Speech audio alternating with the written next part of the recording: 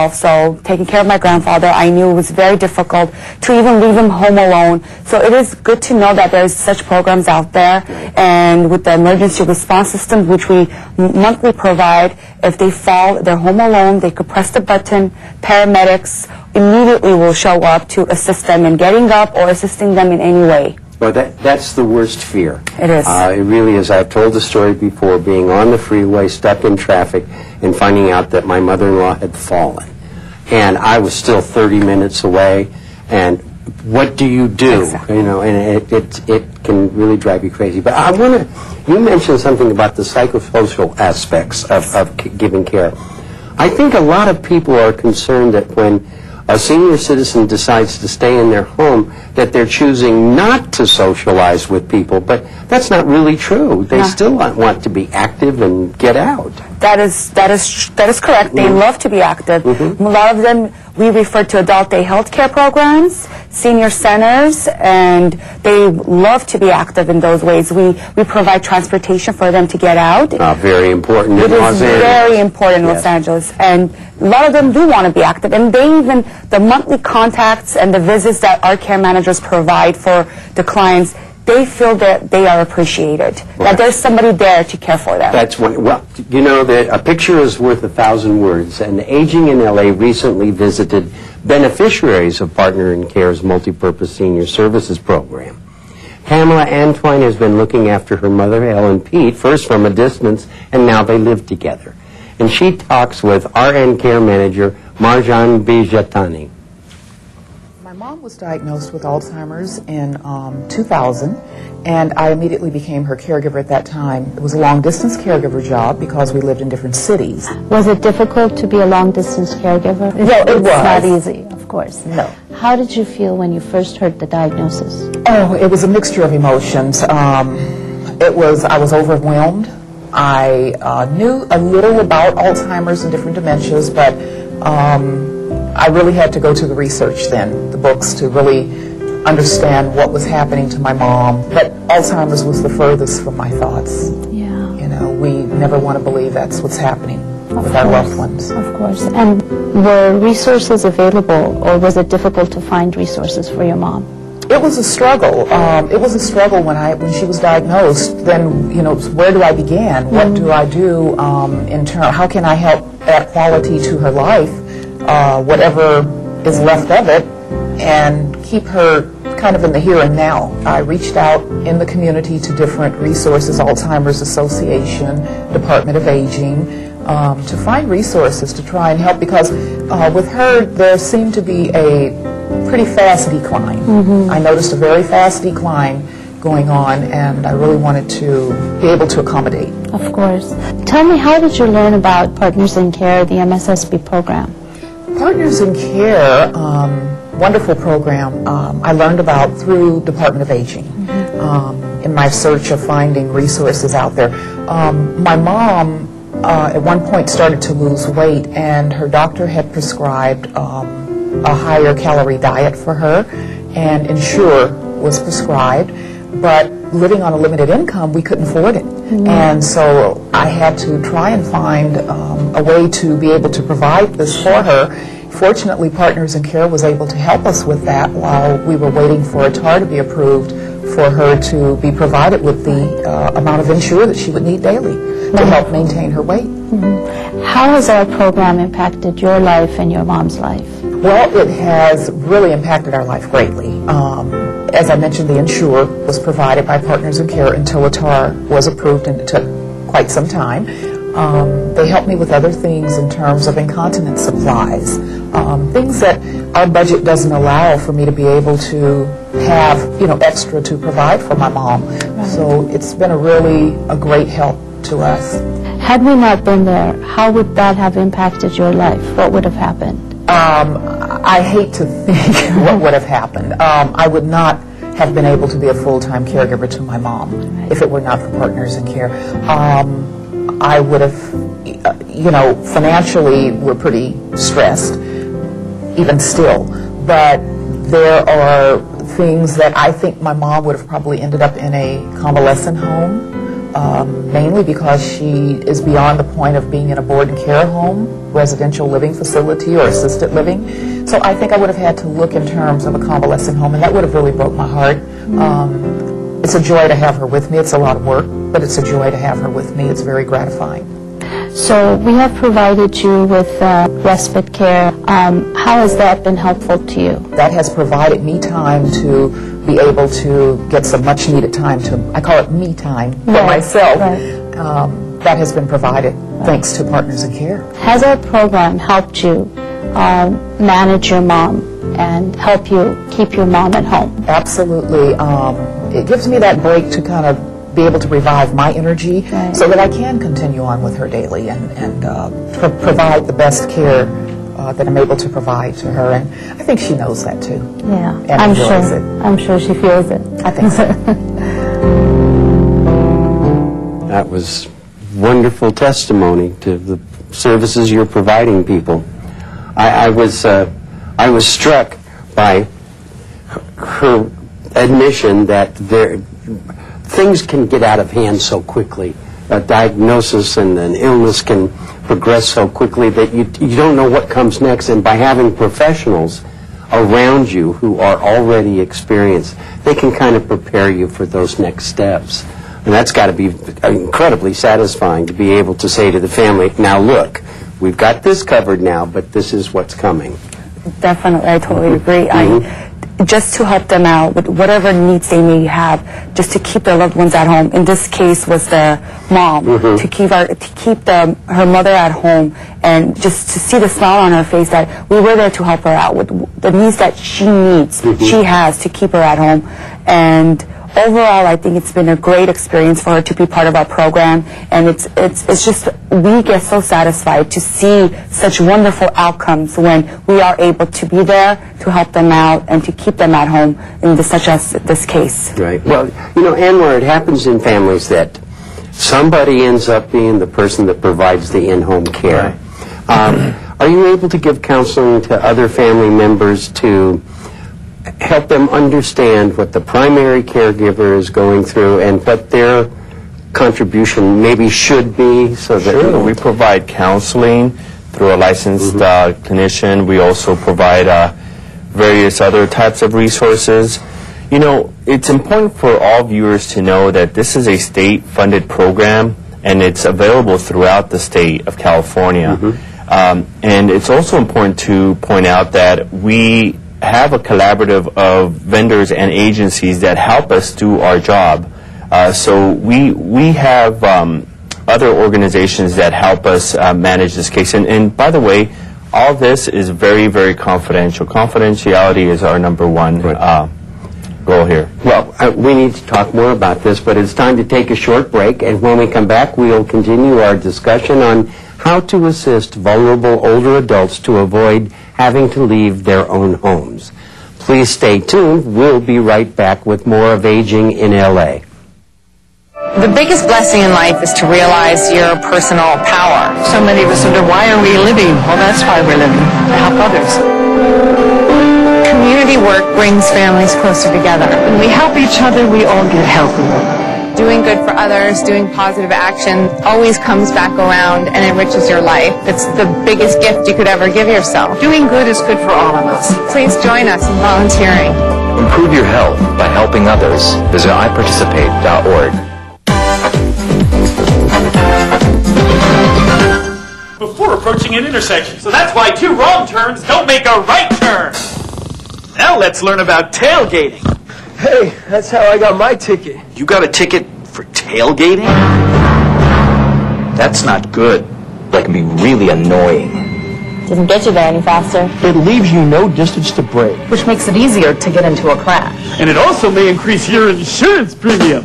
And I hate tailgaters. Tailgating causes crashes. Back off. Watch the road. Welcome back to Aging in LA. Our topic today, life is better at home. Our guests are from Partners in Care Foundation. Esther M. Sefelian is Supervisor, Care Managers, and Anwar Zuwahed is Vice President of Direct Services at the Foundation. Thank you both again for joining us. This is really a good discussion because the idea that you have identified best practices for keeping people in their home is so important because most people would prefer it. Can you tell me a little bit about how you can apply the best notions that you've uncovered to a real-life situation? Definitely.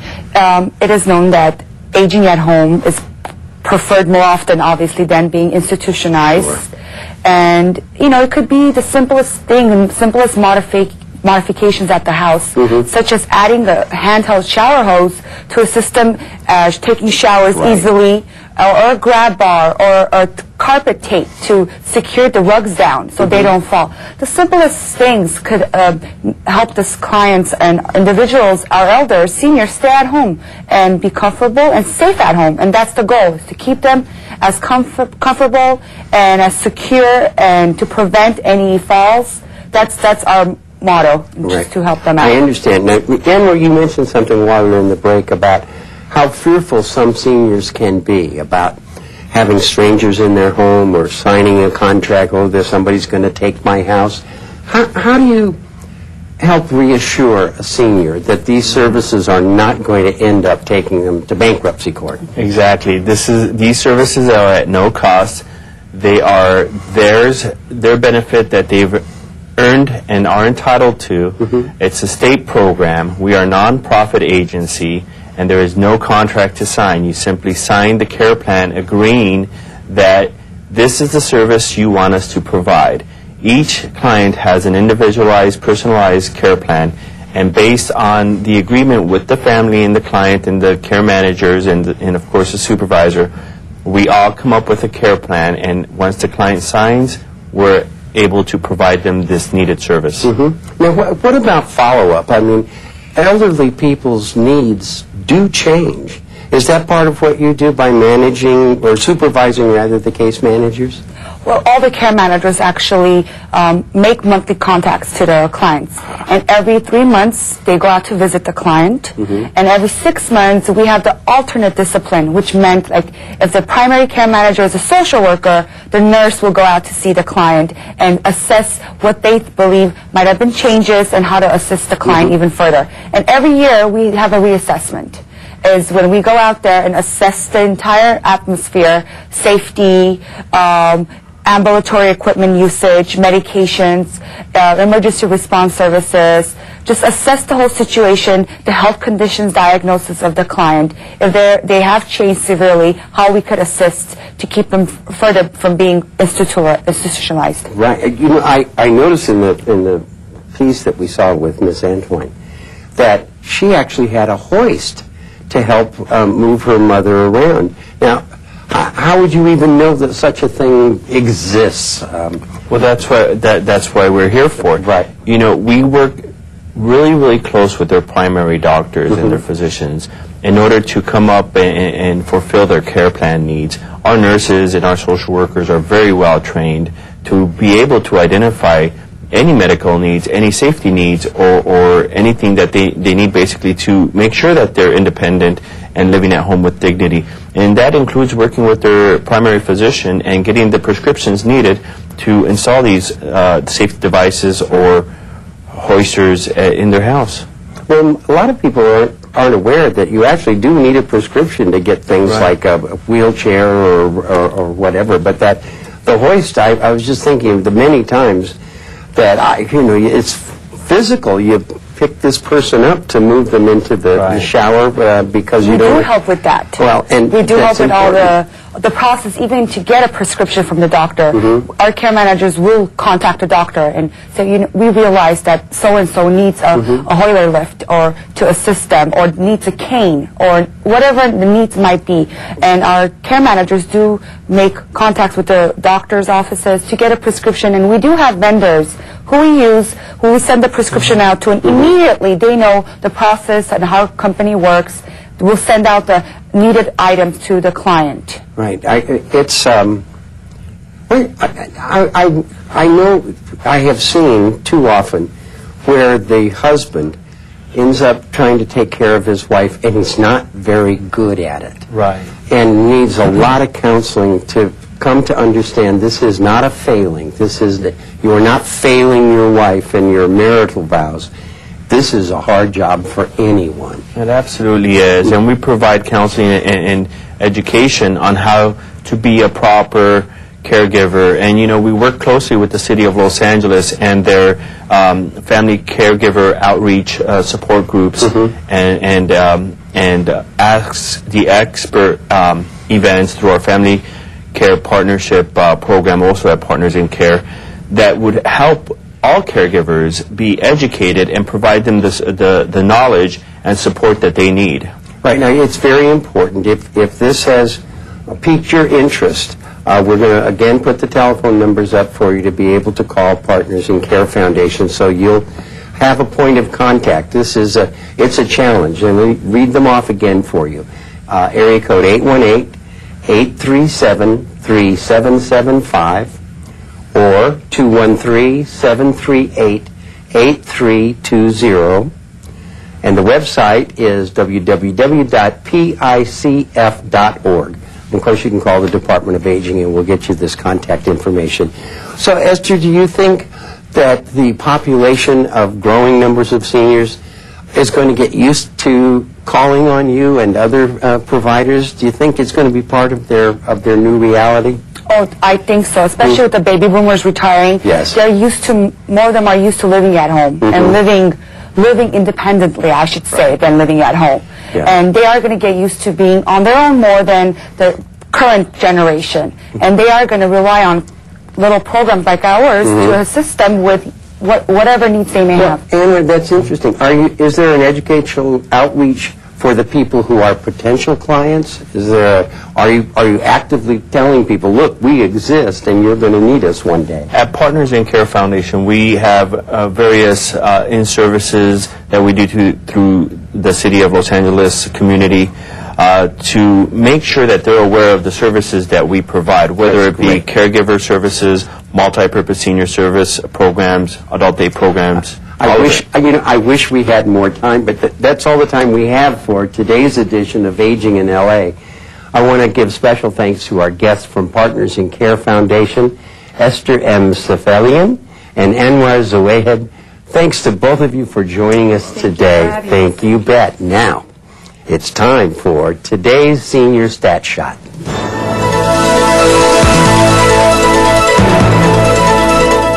Did you know that more than 10 million older adults require assistance with daily living activities, such as eating, dressing, and personal care?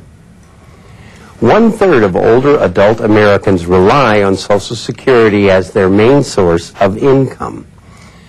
Simple home modifications, such as adding grab bars and handrails, could help many seniors avoid moving from their home. 96% of seniors wish to remain independent in their own homes instead of moving in with family members. Increased provision of in-home services to assist independence in the home is causing an increased vacancy rate of up to 30% at some assisted living and nursing home facilities. 15% of late mortgage payments in the older adult population are due to increased medical costs.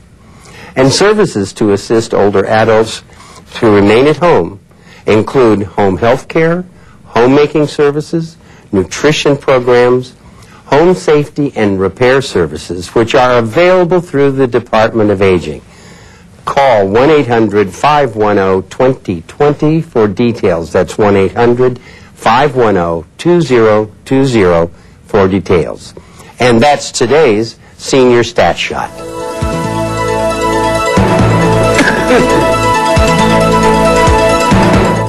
The Department of Aging produces this program with CityView, Channel 35, so that seniors living in Los Angeles and surrounding communities are well informed on the many issues that face them in everyday life. And also to let you know of the many services that the Department of Aging offers our senior citizens. Now, we'd like to hear from you with comments on the program, what you like, what you think can be improved, and hear your ideas for future programs. So please give us a call. Number's right there on your screen, area code 213-252-4088. That's 213-252-4088. Call us with your comments and ideas. We look forward to hearing from you. I'm Paul Peterson for the Los Angeles Department of Aging, the people here at CityView Channel 35, and all of our guests on Aging in LA. Thank you so much for watching. We'll see you the next time.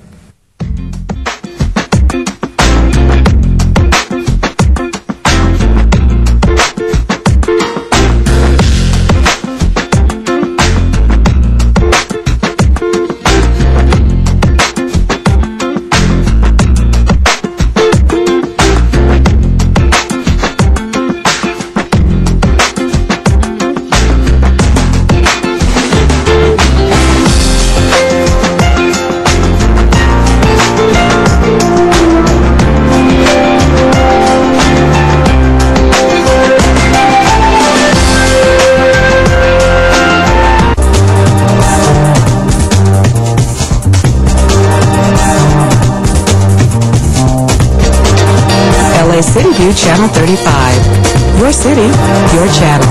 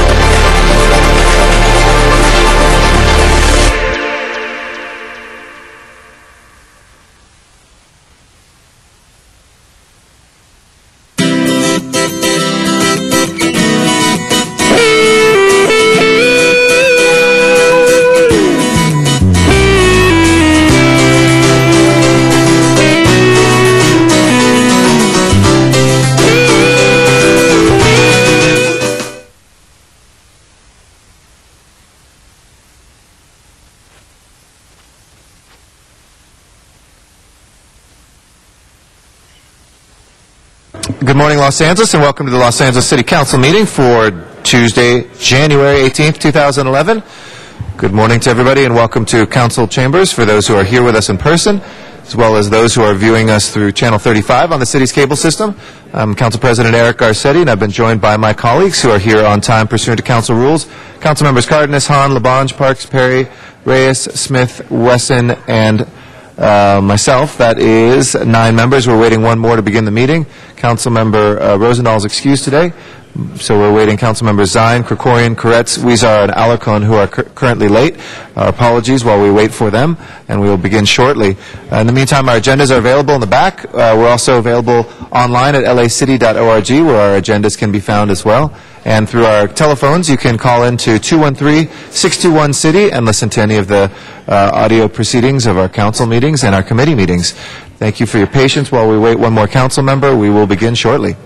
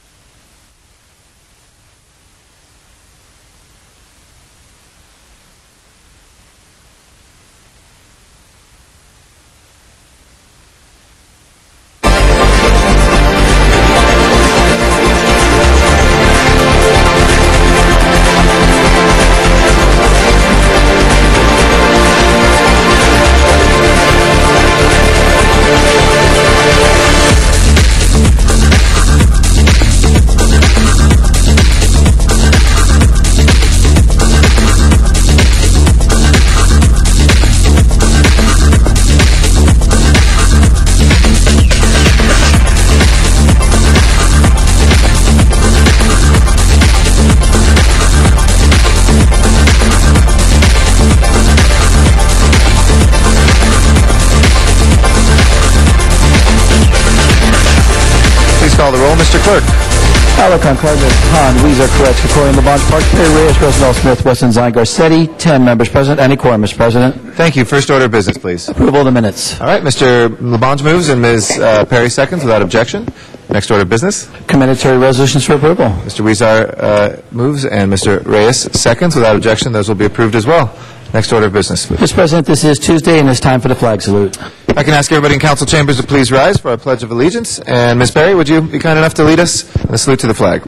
Thank you very much. Mr. President, please place your right hand over your heart and begin. I pledge allegiance to the flag of the United States of America and to the republic for which it stands, one nation, under God, indivisible, with liberty and justice for all. Thank you very much. If we can run through today's agenda, please.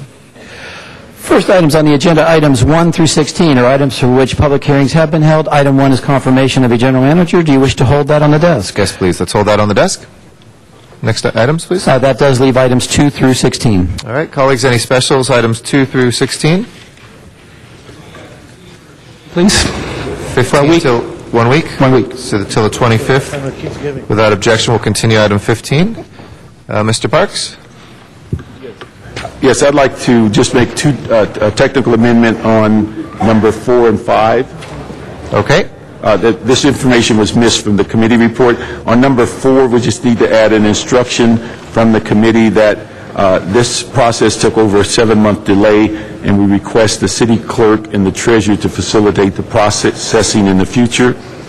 And on number 5, a similar instruction that this process took 10 months delay, and request the city clerk and the treasurer to facilitate the processing. Okay. We'll add those instructions to 4 and 5 without objection. Those will be accepted as friendly amendments. We're still awaiting one more member. Mr. Alarcon, Mr. Koretz, and Mr. Krikorian are still tardy, and we need 12 members for number 2 ordinance. So while we await them, let's go ahead and hold 2 special as well on the desk. Any other colleagues? If not, let's take up the balance, please. Madam Clerk, if you'll open the roll, close the roll, and tabulate the vote. 11 ayes. Those are approved. Mr. Smith? Mr. Smith? Sorry, go ahead, Mr. Smith. He had forthwith in 4 and 5. Okay. And I have forthwith 8, 9, 10, 11, and 12, all grants. All right. Without objection, we'll send all 6 of those, or all 7 of those forthwith. You can always reconsider those, Mr. Cardenas. Let's go to items 17 through... Items 17 through 37 are items for which public hearings have not been held. 10 votes are required for consideration. There's no objection to consideration. Those are before us. Do we have cards on any of those, Mr. Clerk? Yes, Mr. President, you have ordinances on 17 through 19, and then cards on 20, 21, 26, and 36. Okay, we'll call those special for cards from the public and close the public hearings on the others. Anybody wishing to call any of those special from the council?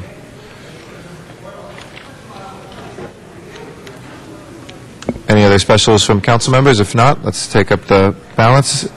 Please prepare the roll and tabulate the vote.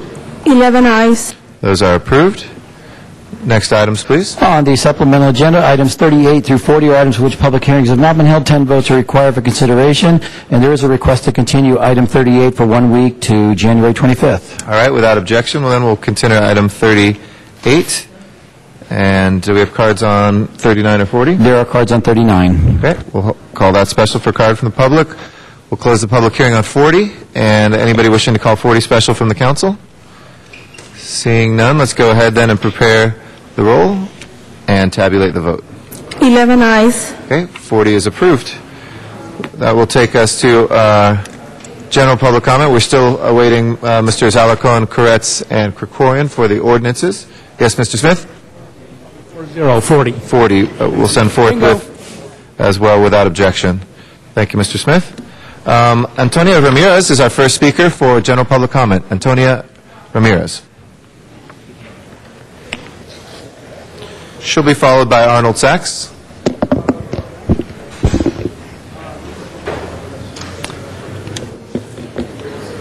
Good morning. Good morning, everyone. Good morning. Nippon, Nihon, Nippon. Watashi wa anata o aishite imasu. Minasan, akimemashite omedetou gozaimasu. For me, I would like to bring in this year, 2011, as a year of reflection, acknowledgement, and great gratitude. Oh, excuse me. Thus, I would love to wish all of the following a superb and splendorous Happy New Year, and they are the following. The Honorable Mayor of Anaheim, Kurt Pringle, the Honorable Councilwoman, Lucille Kring, mi gigantissimo ex-presidente Vicente Fox, the LAPD Chief William Bratton, I sure love that man, and all our kick-ass pilots and U.S. military, the greatest in the world, and help me venerate them and salute them. The United States Coast Guard, the United States military aviators, the United States Top Gun, the United States Air Force, the United States Army, the United States Marine Corps, the United States National Guard, the United States Navy, the United States Navy SEALs, the United States Department of Defense, the United States top brass Pentagon officials, the United States Sheriffs and Police chopper pilots, my beloved Gillespie Airfield in San Diego, Daredevil pilots, they can fly some great banners, man. When I run for president, they're flying my banners. And also, all commercial airline pilots, the United States Towers, the aircraft mechanics, and my icon, General Chuck Yeager, a combat fighter and a test pilot who broke the sound barrier. General Chuck Yeager, I'd love to marry you. And say hello to glamorous Glennis for me, will you? And I'd also like to say, I'd also like to give this time an opportunity that we need to acknowledge all our pilots. All our pilots. So I say to the airline carriers, big enchiladas, recall all the unemployed airline pilots. Thank you, ma'am. Thank you. Arnold Sachs is our next speaker. Yes, Mr. Wesson? It's on, yeah, we sent that. We sent. Oh, we already did. Both of those we sent forthwith. Thank you. Good. Mr. Arnold Sachs is next. After that is John Walsh. Good morning. Thank you. Good morning. Arnold Sachs. First, I wanted to take this opportunity to thank you for the wonderful plan you ran on Friday. And I was wondering when you will initiate that program again, you know, the one where you had everybody give public comment before the items were considered by the council. I thought that was a wonderful game once I read about how you couldn't vote for the marijuana item on your agenda because you ran out, you were short councilmen. But I do recall when Zumadog was speaking in his public comment, he mentioned that there were 15 councilmen in. But you gamed the public, You lost the required number you needed to vote on the ordinance, and it was continued. Very smart. I'd also like to point out that in March at the LA Convention Center there is a travel and adventure show. So I was just wondering, out of curiosity, will that include the west portion of the convention center? You know, the part that the AEG or the LA Arena Land Company wants to tear down for the stadium. Because if it includes that portion of the convention center, well, that's not really part of LA's property anymore. So the question is, again, when was that sold? When was it bid on? I mean, was that vested like the signage, the indoor-outdoor, the on-site, off-site signage that was considered by the city council? You know, there's a editorial regarding your decision, your concerns in the new DWP, the person who ran the DWP, and it's talking about open and transparency. Well, if you have that kind of open and transparency regarding the property at the convention center, this city is in more trouble than the Titanic. Thank you. Thank you. And just to clarify, we did not continue because there weren't enough council members. As I stated clearly, it was because it would not be unanimous vote, so we held it over under Rule 39. John Walsh is our next speaker. Twice. John Walsh, unfortunately, in Hollywood Highlands, HIGHLANDS.org. Last week, 37,000 successful server requests to our site. Everybody out there, here's another redevelopment.com. Go to redevelopment.com and you will see an expose of redevelopment. Some great pictures here, some great cartoons. Here's redevelopment. I'm from redevelopment and I'm here to help you. Just like the visitors came here. You know, on TV, the series, they came here to help the poor people. They were going to cure cancer. And then they took off their human masks and they were gigantic rats. Okay? They've done that series twice, it's so successful. I'm telling you right now, this is going on all over the state. We have one. We used to be the psychotic ravings of John Walsh just a week ago. The CRA ought to be abolished. It ought to be abolished. Ah! Now, who's saying that? Jerry Brown, the chief legislative analyst of the state of California. Every single board of supervisors in the entire state of California. Now, within 1 week, everything we said. And I like to quote what a well-known assemblyman said about CRA, HollywoodHighlands.org. He said, it's a democratic scheme that makes Republican developers rich. You have something in there to build a Beacon Street, a huge parking lot. And what will you do when you build a huge parking lot? You will then give it away, a 50-year lease.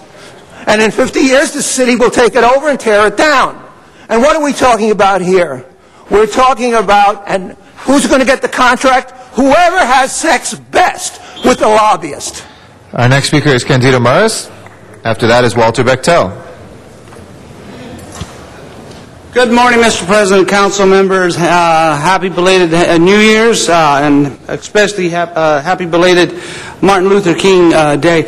Mr. Greatsmith, I want to thank you for all the years of service that you've given us in the 12th District. And I just want to thank you for the book that I received. I was one of the best things that's ever happened to me, and I appreciate it. It'll be something that I will keep with me for a long time. So thank you, sir. And also, for the great parade that we had yesterday, to see all the dignitaries that were there, but the one dignitary that really stood out, because her father was the great man in the 60s who was not afraid to be there when nobody else would be there, Miss Hahn. A legend continues because of you and your father, and because they had the guts and the decency to stand up when nobody else. It's popular when, you know, it's easy when things are popular, but when things are hard and nobody wants to stand up, you, your father, have done that, and so I thank you for that, and I appreciate that. And Mr. Zine, I want to thank you very much for allowing us to work your Christmas party this year. We were also with Tony Carnes, but the one that you held was outstanding. It was something that was it was just something that was incredible, and I appreciate the fact that we were able to work with that. And even Mr. Weston, we were able to deliver toys to his event. So, again, we have a wonderful year coming up, and I hope that you'll look deep inside yourselves and really try to do what's best for the city. I think we've had enough fighting. We've had enough arguing. The general manager for DWP will hopefully be appointed soon, and it's time that we get rid of that anger and we bring the city together. And I'm counting on you folks to do that, because we need that in the city. This is the greatest city in the greatest country. Thank you, Mr. President, Councilman. Thank you very much, Mr. Morris. Mr. Labange for an introduction, and then Mr. Introduction here with someone who's been back, but he's been an advisor to then Mayor Tom Bradley, Richard Reardon, Jim Hahn, as well as Mayor Antonio Villaraigosa. Please welcome the big advisor for all cycling issues, Alex Baum. Give Alex a big hand. Under the weather for a few months, but he's back doing well. Thank you, Alex. Mr. Walter Bechtel is our next speaker. After that will be Heidi Dominguez. Okay, good morning. I was going to speak on item 12, but it's already been submitted for public comment. But I just want to, in general, remind the council this item is an award from the federal government of $400,000 to further prosecute intellectual property theft. I think you need to understand that it is only contemplating prosecution of things that have already been copyrighted. It's really sad to note, especially in this city, that there is zero prosecution or consideration of the fact that much of what is copyrighted is stolen intellectual property. I think that the city should try to lobby the federal government and understand or take it on should take it on its own consideration of the fact that there are people out there who legitimately are creative and copyright their own material, but there are as many people who have no abilities or who have what they call I forget what they call it, a blank period where they are uncreative and they feel tempted to use somebody else's property, of which I am a victim, but there are several other people, and we would like to see the city attorney and the district attorney to see to the prosecution of such individuals that steal these things and copyright them,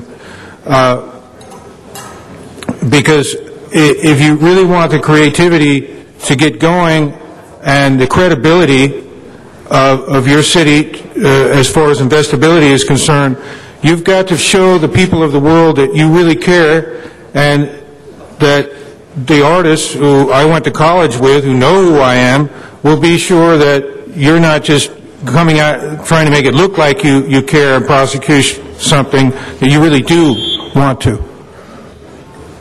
Thank you. Heidi Dominguez is our next speaker. After that is Byron Jose. Good morning. Good morning. Thank you. I'm here representing really the community as a whole, the city of LA, and speaking on behalf of the more than 3 dozen contributors to our community that are facing irrational prosecutions by the city attorney. We have about more than 40 people that have stand up in our communities to better LA, now facing up to a year of jail for doing that, for demanding a better Los Angeles, and it's just irrational. As a taxpayer, I don't believe that my money should be going into prosecuting people that have never had priors, stellar students that believe in a better LA and a better nation. And so I urge every single council member to do whatever they can, if it's a letter, if it's a phone call, to please reach out to our city attorney, Mr. Trutanich, to do the more rational thing, the right thing, and to just drop the charges. These people have no priors. They have never done anything criminal in this community, and it's just so important that somebody does something. And so many of them are part of your districts, so it's just a shame that they haven't heard from you before. So please, I urge everybody to reach out to Mr. Trutanich. I don't want our money to go into waste for prosecuting these people, and it just makes no sense. So we have several people. So we have the DREAM Act, Wilshire 9 students that are being prosecuted, the Todos Somos Arizona, more than 20 of them being prosecuted, the Bus Riders Union activists that have been prosecuted, and all of them are having their pre-trials this week, and it's just really ridiculous that we're going into pre-trials at Department 40 when so many of them have never had any charges. So please do the right thing. Thank you, and know that a number of us have been in contact with the city attorney, Mr. Reyes, myself, and others as well on those cases, so thank you very much, and know that we have been. Byron Jose is our next speaker. After that is Donna Pearman and Van Nuys. Good morning. Hi, good morning. So some of my friends are also the folks that are being prosecuted. Last year, the City Council passed a resolution opposing SB 1070 in Arizona. So we're here to ask you to pass a resolution opposing the prosecution of the folks that got arrested for practicing our First Amendment right to free speech, to freedom of assembly, to be able to, we're celebrating the legacy of Martin Luther King over this past weekend. We want to continue that legacy of standing up for what's right, so we're here to ask the City Council to also pass a resolution in order to defend and protect the city of Los Angeles and its citizens to be able, and the community that lives here, to be able to practice that right and to stand up for what's right. Thank you. Thank you very much. Donna Pearman is our next speaker. She's in Van Nuys. She'll be followed by Miriam Fogler. Good morning. Good morning. Anyway, the city coalition needs to get rid of this open contract. They will keep on coming up with more ways to bring up, anyway, to do the health cost. The city employees will not end all the benefits. The employees' boards will not end until you close it. Our city will not it's unstable until they have to give up something every single year. This is not right to have this open contract. Councilman Rosendahl and council want to irradiate the middle class. Coalition needs to be for their employees, not for the needs of the politician. Councilman Rosendahl said the health care will go up in July for the city employees. That we shouldn't do that because every year it will go up. Healthcare will go up a little, and then will keep on going up until they break the city employees. It's the jealousy of Rosendahl is jealous of the city employees because of his IRA dependency. It's not right to someone who's been there for 15 years or more to pay more for health care. They need to. They will keep on increasing until they break, I said. While the CRA spends $885 million. Prop 22 and Prop 20 protects the CRA. How essential is the CRA to our city? Prop 25 makes it easy for the liberal politicians to spend more. We need to go after the big spending, CRA and our city council and our mayor. Okay, thank you. Thank you. And sorry the clock's not running out there, but we'll make sure we let you know how much time you have. Miriam Fogler is our next speaker. After that will be Curtis Euler back here. Good morning. Yes, I wanted to let you know that we've been had the coalition, the members. You people have to realize that they're at the negotiating table every single year. This is unstable for both for you, working for the public, and for the taxpayer and the public itself. Because they're going to be threatening you every year with layoffs and furloughs. It's a fact of life that you need to figure out what you need to do. Take charge. Don't let the politicians tell you what you need to do. Don't have them tell you have to take health care, you have to increase costs. You need to come and meet yourselves. Your leaders here are very weak, and they capitulate to the whims of the city council and Rosendahl, who's leading the charge. You need to understand that every time you do this, it also increases the CPI, and we're demanding pay raises then, folks. And I'm not asking for pay raises. I'm just asking to stay the same. I just want to know how we can cut back the staff and how we can work out the hours here so that everybody in the city doesn't get laid off and furloughed. It's going to happen, folks, no matter how much you do. Every single year, it's going to increase your medical, your pension, your whatever they want to do to you, to cut. and not have CRA. They're asking for $885 million. Brown wants to axe them, and all they're going to do is just get the money out first from the city council. In the meantime, you guys are going to be hang out to dry. You need to do something. You need to tell Julie Butcher, we need to talk about this. You can't just go up here and say, we're going to have increased medical costs. I think this is a very undemocratic move on her part. It should have had members meeting first. I think this was unjust violation of our civil rights. Thank you very much. Curtis Ewell is our next speaker. After that is Freddie Coronel. How's it going today? I'm part of the LaRouche Political Action Committee. And you may not know me, but you probably have a very good understanding of who LaRouche is as a political figure in the United States and internationally. Now, we have been here prior to today. We've done a lot of work back in 2007 around the HBPA to prevent this crisis that we're facing today in the United States as well as internationally. And right now the issue is all of you are thinking in terms of monetary concerns. What that means is that you are all locked within a tragedy here in LA with your limited scope of thinking. Now, in order to break free of this syphilis known as monetarism, in which your only concern is saving money, we actually have to go back to our founding principles of our country.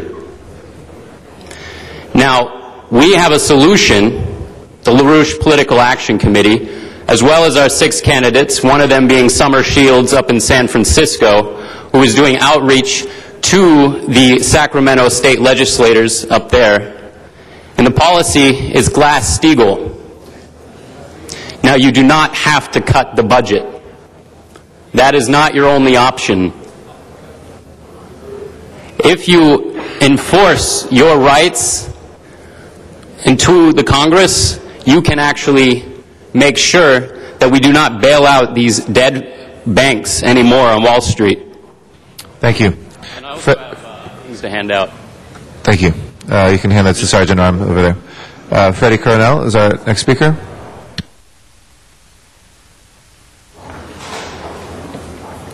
Yes, hello. My name is Freddie Cornell, and I'm a representative of the LaRouche Political Action Committee. Recently, in Camden, New Jersey, they announced that they will lay off a third of its police force, and they will shut down various fire stations in different areas of New Jersey. You've got the same exact situation happening in Michigan, particularly in Jackson, Michigan, where they're going to lay off, I think, 2 fire stations. So this is typically what we're facing throughout the country, where various states such as Illinois, or even in the case of California, the main approach to this financial crisis is budget cutting. And obviously, as we all know, this is completely disastrous. The reason why we're here today is to emphasize that the city councils, along with members of the state legislature, have the authority to call up the Congress members of various districts of this state and demand Glass-Steagall. Unfortunately, the Obama administration has made very clear that they will not support any serious reform in the economy, which is why they continue with the bailouts. And as was recently exposed a few weeks ago, $16 trillion of bailout money not only went to bail out U.S. banks, but as was exposed, it also went out to bail out European banks. So the population in Los Angeles, in New Jersey, in Michigan, and Illinois are suffering because the government feels that we have to support the financial interests here and abroad. And we're saying this is exactly what Franklin Roosevelt fought against. And you as members of the city council have the right to call up the Congress members more than I do and say, Mr. Congress member, it's now time to express some real leadership, move with Glass-Steagall. It can't happen later, it's got to happen now. Jerry Brown's cuts are going to kill people. And if you guys sit back and allow this to happen, you too are implicitly participating in killing people. The only alternative now is Glass-Steagall. Thank you. Rick Nightingale is our next speaker. He is in Van Nuys. Yeah, good morning, Rick Nightingale. Good morning. I'll tell you, this CRA deal, at least I'll tell you, I was really worried about Brown, but, at least he's taken up and has some gumption about the whole situation, has taken and really thought about this and really hit the nail on the head regarding the cell phones, the CRA, and everything else. You people still won't give it up regarding turn around and take away the center of the benefits. I mean, the CRA, they just suck you dry like a sponge. You just keep spending it, and I just don't understand it. And the only one I can see that's doing anything is Parks that wants to do layoffs and that and tired of furloughs. I don't mind. I could see somebody giving 5 or 10 days for furlough. Now you're up to 26, and it's going to go higher. Get the gumption and do what you have to do. And I'm sorry to say, but the fat is on there, and you've got to lay people off. It's a bad thing to say and so forth, but you are just waiting for, I know you're waiting for the economy to turn around. It's not going to do it for another couple of years. You can't keep surviving the way it's going. There's just no way that you can. And for a few, you're hurting all. Yeah. That's what it is. 5% hurting 95%. You people are such a bunch of liberals that you're not taking the rest of us. You aren't thinking of the rest of us because the people that are down there complaining and so forth, they don't work. I'm sorry, maybe they're unemployed and so forth. And then you get to the fire department, and the fire department's down there crying, but they're the ones that are playing tit-tat-toe at the fire stations and turn around getting all these lawsuits. Those lawsuits should come out of their budget. And if they and their captain and so forth, if they catch somebody doing something once to twice, they're fired. They're gone. No discussion. And straighten them up. They have cost the city so much money in lawsuits, being a bunch of petty little things. I know. I had family that were dead. The clock isn't working out there, but that's 2 minutes. Thank you. And I'll close our general public comment. If we can go to number 2 now. We have enough members. If we can please open the roll on number 2. Mr. President, there are also items 18 and 19. Let's take those together then. Please open the roll and close the roll and tabulate the vote. 14 ayes. That is approved. We also have a request to continue items. Mr. President, actually, item 17 is a time limit file, and the council office is working it out right now. Do you wish to hold that on the desk? Yeah, let's keep holding that on the desk then. Next, we'll go to item 1, and I'd like to recognize the chair of our Energy and Environment Committee and ask Mr. Nichols to join us at the table. And Mr. Nichols, if you'd like to come forward to the table, we'll take up the nomination for our new General Manager of the Department of Water and Power. And I'll recognize Ms. Perry, our Chair of Energy and Environment Committee.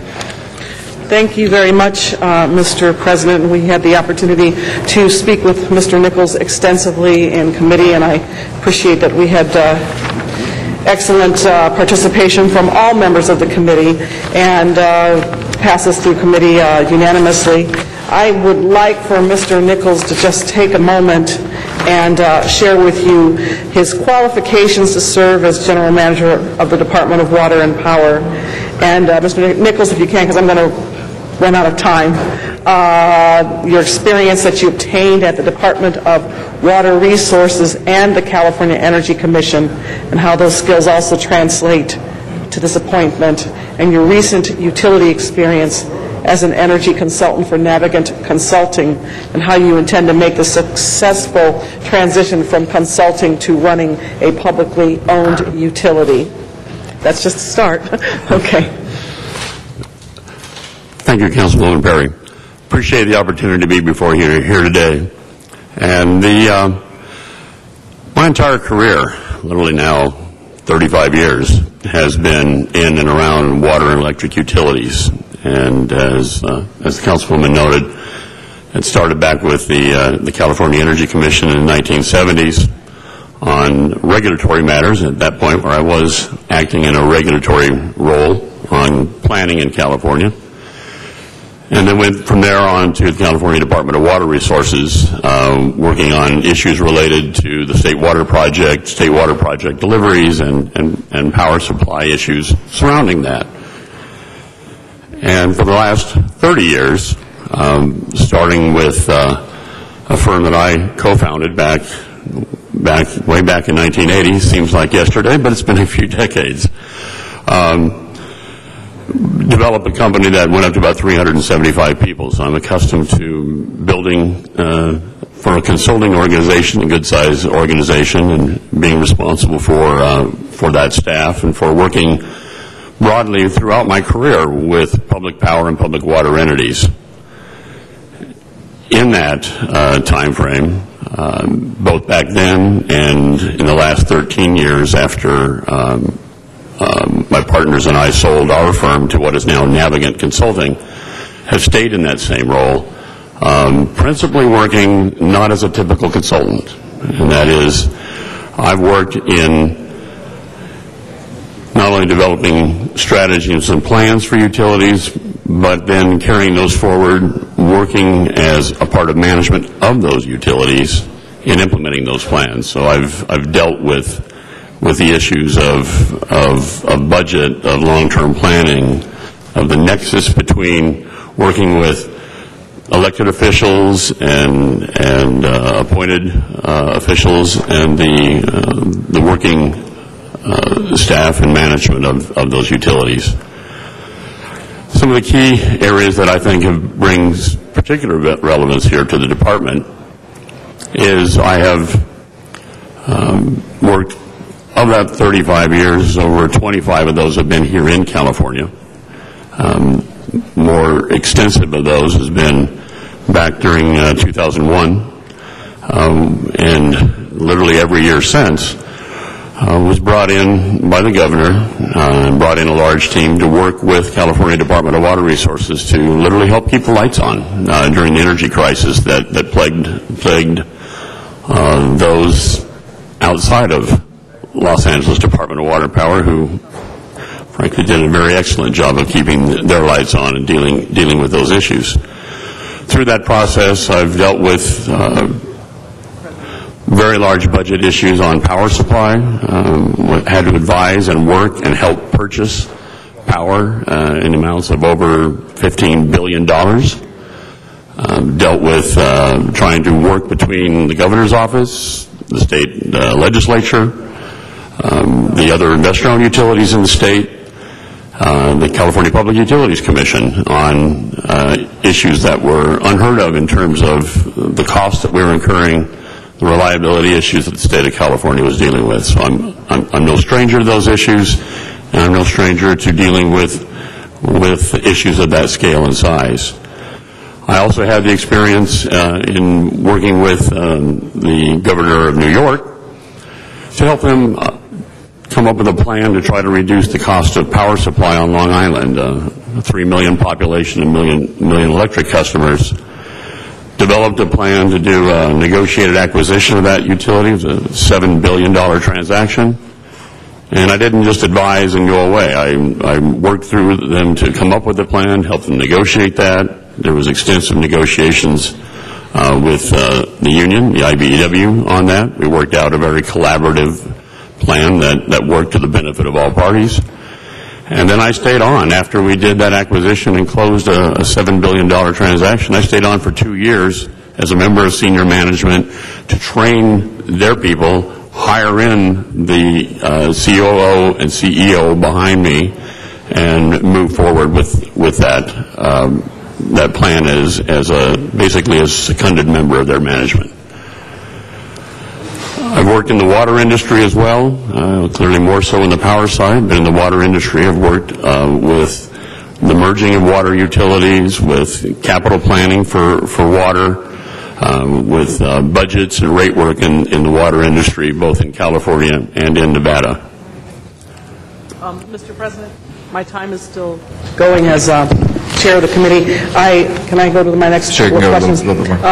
You played a really important role in helping the state resolve the energy crisis by negotiating power supply contracts and establishing rates for IOUs. Now, your actions help bring the state or the market to a level of normalcy.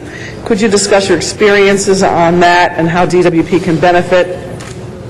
And also, as a sidebar, you, I'm sure, are aware that the Department of Water and Power sold power to the state and IOUs during the crisis period.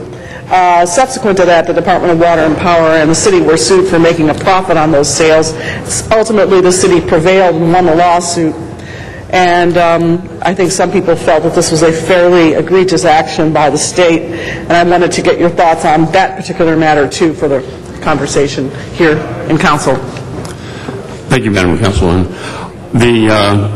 Briefly, the role that I played, I spoke briefly to it here in my prior comments. I did work with the state through cooperation of the Department of Water Resources and the Governor's Office to procure long-term power contracts, which was a key step towards normalizing what were, for those of us who can remember back to 2001, where it was in the paper pretty much headlines most every day, we were paying for about 1/3 of the energy for, not for the Department of Water and Power, but for the three investor-owned utilities, PG&E, Southern Cal Edison, and San Diego Gas and Electric. We were paying for sometimes 10 times the previous price that had been paid for energy just the year before.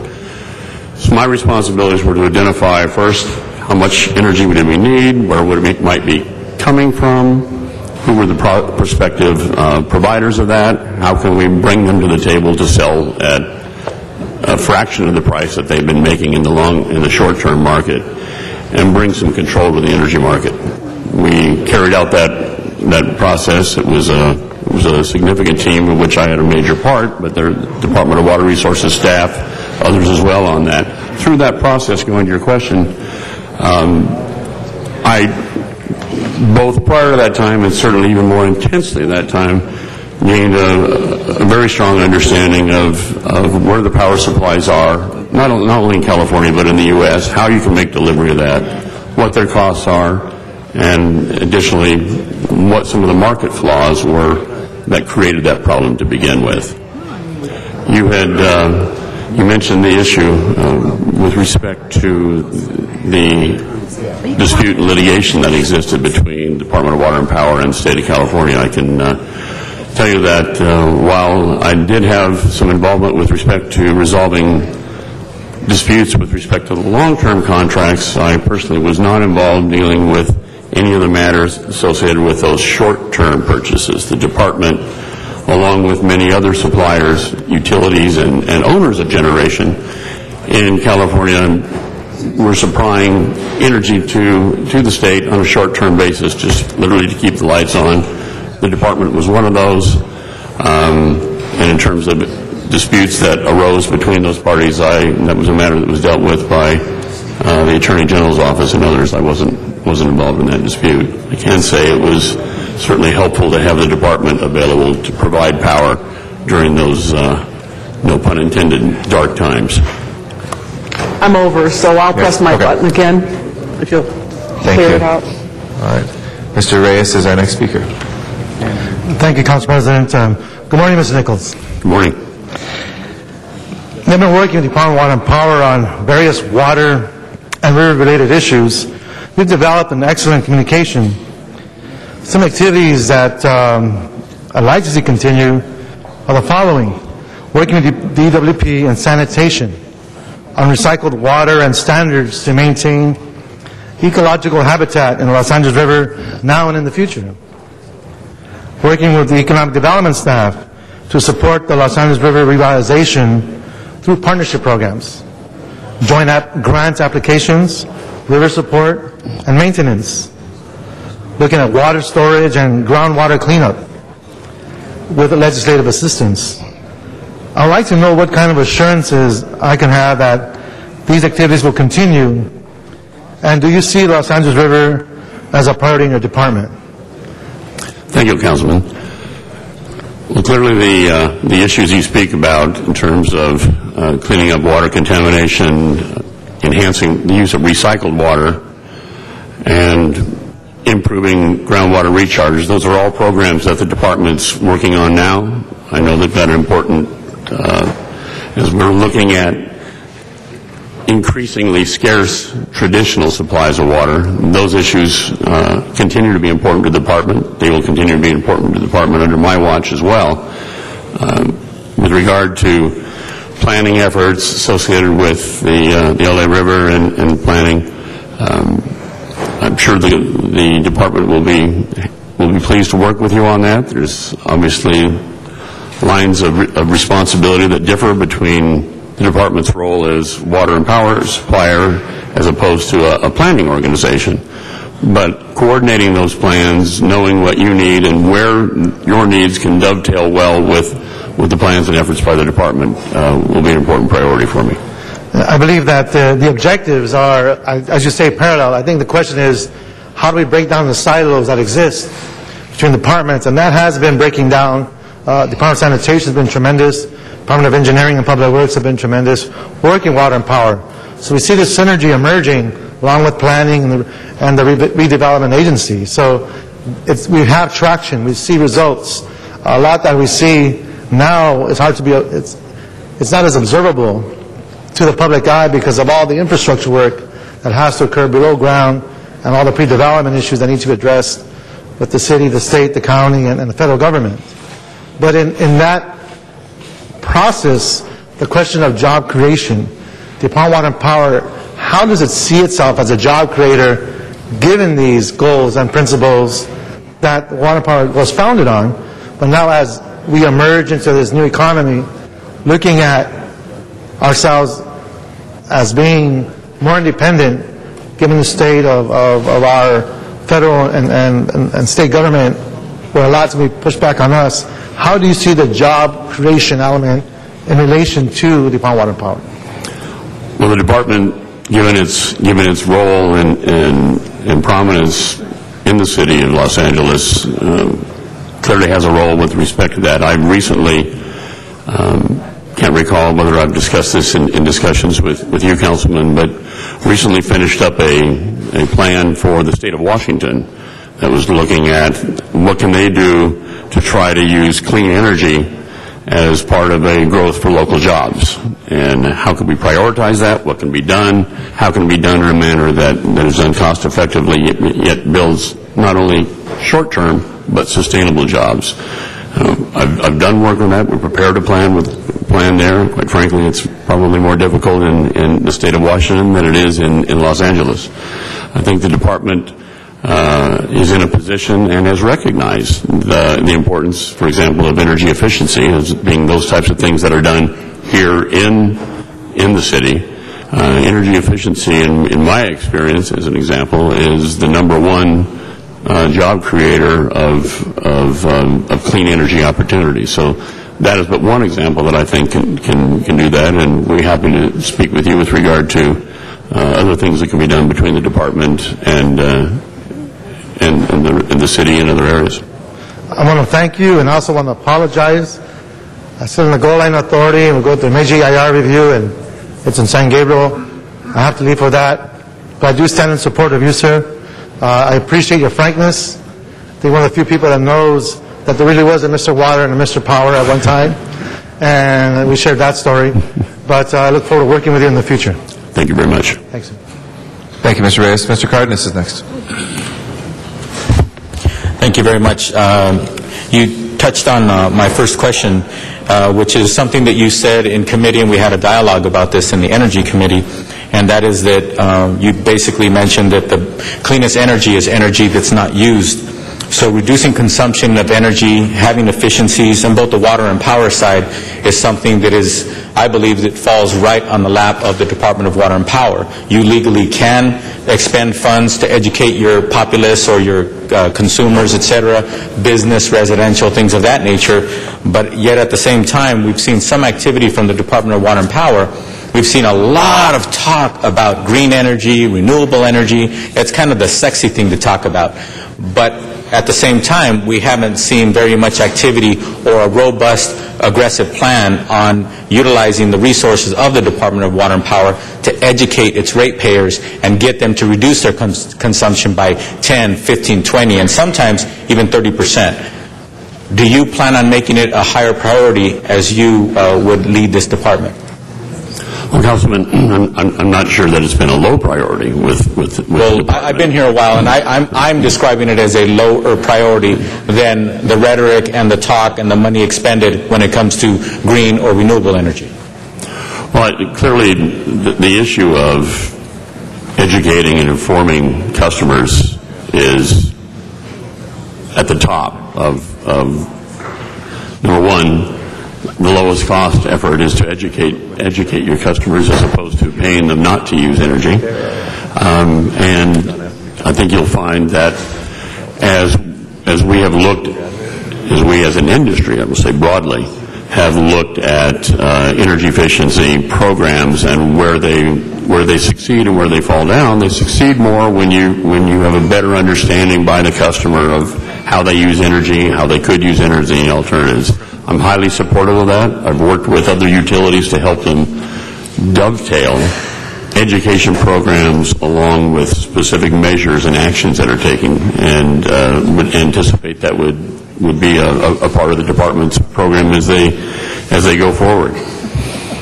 Well, speaking of measures and actions, one thing I'd like you to look into, I'm sure you don't have the answer today, but look into whether or not the Department of Water and Power is targeting gardeners, landscapers around the city when it comes to reaching out to them and educating them to perhaps some bad, inefficient habits that they could actually improve on if they actually knew the impact of the overall impact of themselves, their own families when they go home and have to pay more for water or what have you, or have to conserve those kinds of things. So just, if you could look as an example for you and I to dialogue, and there's much that I think you and I are going to dialogue into the future, if you could look into that. I mean, Mr. Zion, his father was a gardener, my father was a gardener, and it's different communicating with my father than it is with me. Not good or bad, it's just a different person, different style of communication, a different career path. My last point, Mr. President, as time goes fast on this clock, when it comes to a feed-in tariff, we do not have an active feed-in tariff in place at the Department of Water and Power. It's been talked about. Apparently some attempts are afoot of how to grasp and actually create one that actually works for our jurisdiction, yet at the same time, once again, what is your plan for making a feed-in tariff a high priority and for us to actually ink one that actually works for the dynamics that face us in our department?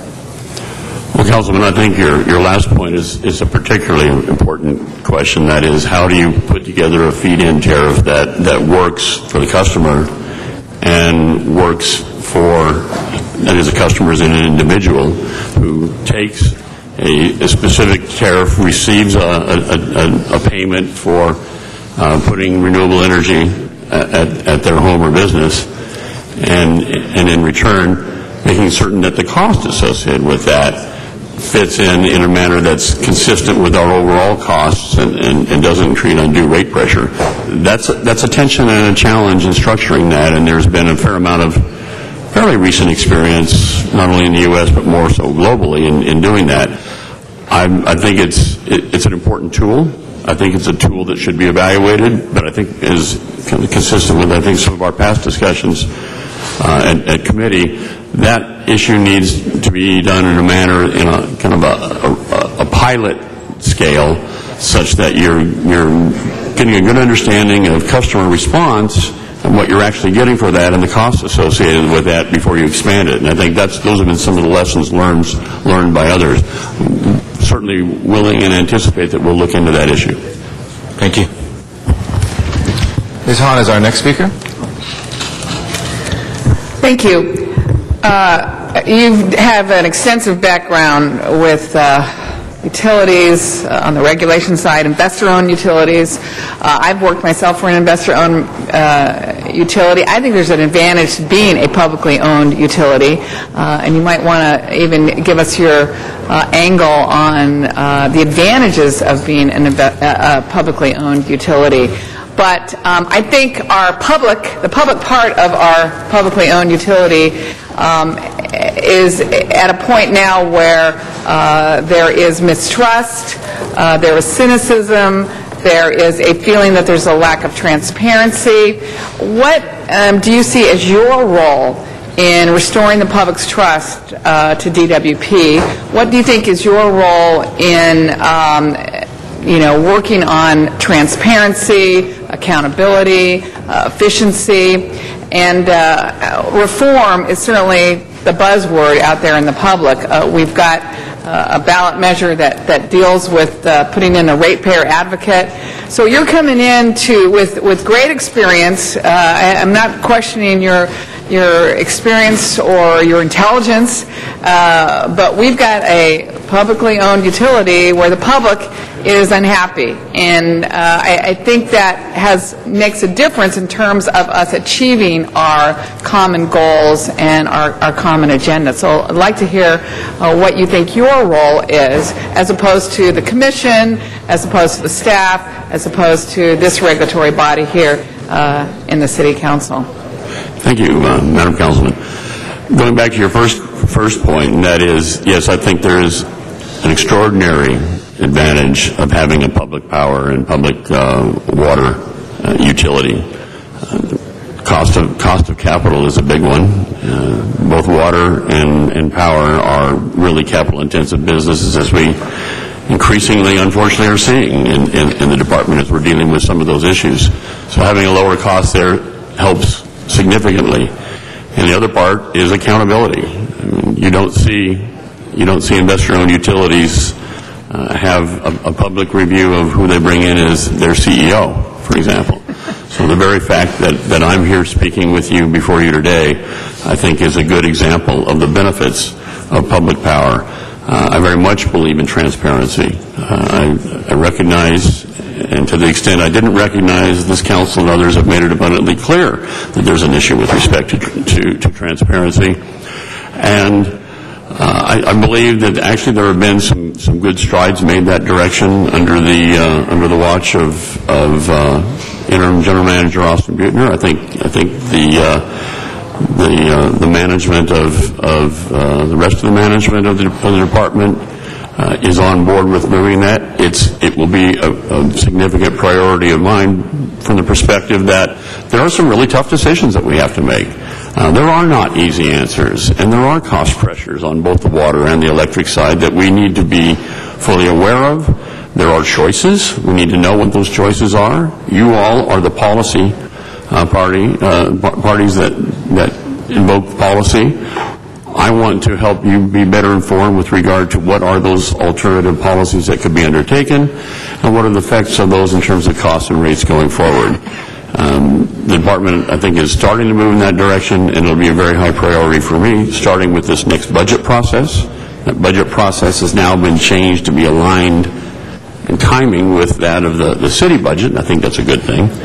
And as we go forward with resource planning, both on the water and the power side, giving you a better feel and giving customers and everyone a better feel of what are the implications of going down different paths, not just this year or next year, but years hence on that. It's a challenge to do that, but it's an important one, and it's one that will be very high on my priority to see that we do. My time's up, but what about the public's trust? Well, I'd like to believe that to the extent we have enhanced transparency, better information flowing to the Board of Commissioners, to the Council, to the Mayor's office, and we have a better dialogue with regard to that and get better information out. There's been a number of workshops, for example, that have been started now under this integrated resource planning process. It's difficult to do a lot of that, and it's time-consuming, but it's important to get that information out there. And I think getting that communication going better will hopefully gain the public's trust. Thank you, Ms. Hahn. Mr. Zine. Thank you, Mr. President. The neighborhood councils, how do you plan to work with the neighborhood councils? When I say work with them, I don't say deal with them. How do you work with them? Well, I think the neighborhood councils bring an important link, going back to our discussion we just had with regard to communication. I've already had some discussions with some of those councils, even prior to being on board, to get a feel for what they sense has been communication issues and what they'd like to see more of, and how we can work with that. And I think those councils provide a great communication vehicle. That their issues are obviously going to vary depending upon their locale, and there are a lot of them, which creates a bit of a challenge. Over 90 of them right now. But by the same token, when you're dealing with 1.4 million electric customers and just short of 700,000 water customers, having having a group that represents those neighborhoods that you can deal with and work with and get input into, I think is a pretty efficient way if we can just get it structured better. One of the biggest issues is the rates, and ECAP and all these other issues, the aging system, the water system, where we had pipes burst in because of that odd and even situation. How do you plan to deal with those types of controversies, continue running a system that's deteriorating, and the ratepayers are fed up with rate increases? So how do you plan to balance that, to bring that about, so we continue the power, continue the water, to provide to the region of Los Angeles? Well, first and foremost, I mean, the core responsibility of the department is to provide safe and reliable water and electric supply, and that has to get done. And at times, the costs associated with that might be a little higher than we might expect, given in part the fact that we have had some deferred long-term maintenance of that. So I know the department has a keen eye on that.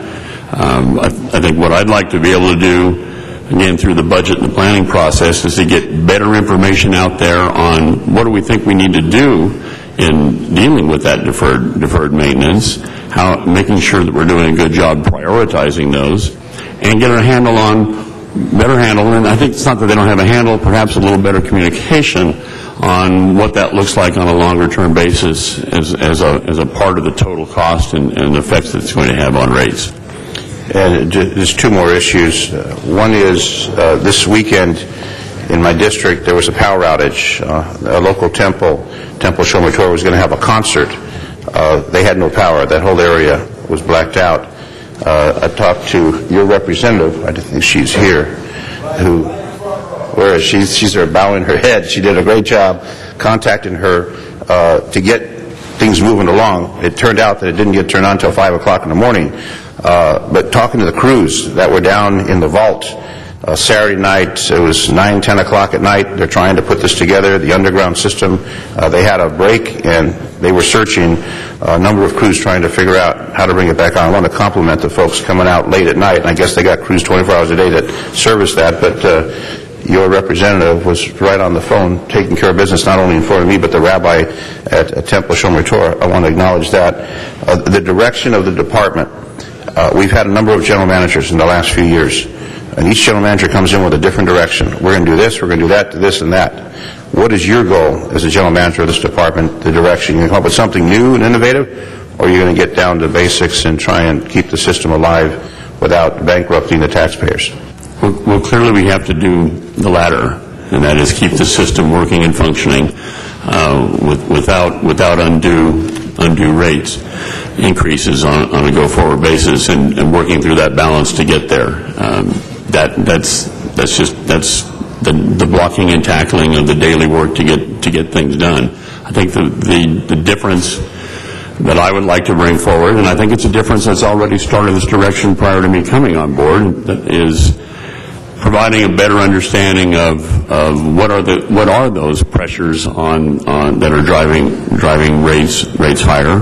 What can we do about them? Where do we have discretion, and where don't we have discretion about that? And providing better guidance long term, so you as a council understand what some of those policies are that might need to take, and action that might be taken, and to avoid surprises with regard to that. We have had some of those surprises. Thank you, Mr. President, and I wish you well in this challenging endeavor. Thank you. Thank you. Mr. Krikorian. Thank you, Mr. President. Good morning, Mr. Nichols.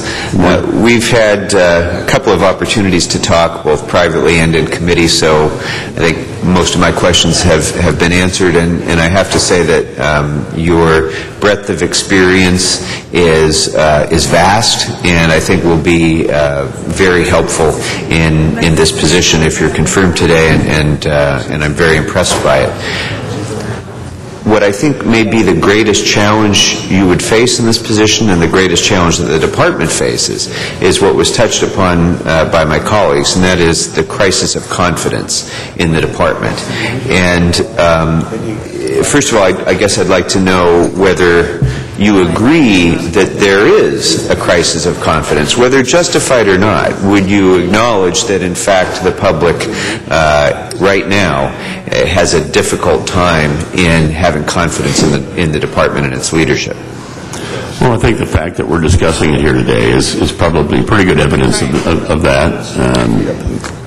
Clearly the issue comes up in the media, both electronic and printed. I know that the management of the department has others, the existing, both the interim general and others have certainly informed me with regard to the concerns associated with that. So whether I would call it a crisis or not, I don't want to get too hung up on labels. Right. It is a big issue that requires some attention. There was obviously the matter with regard to the fund transfer issues probably was the crescendo of that.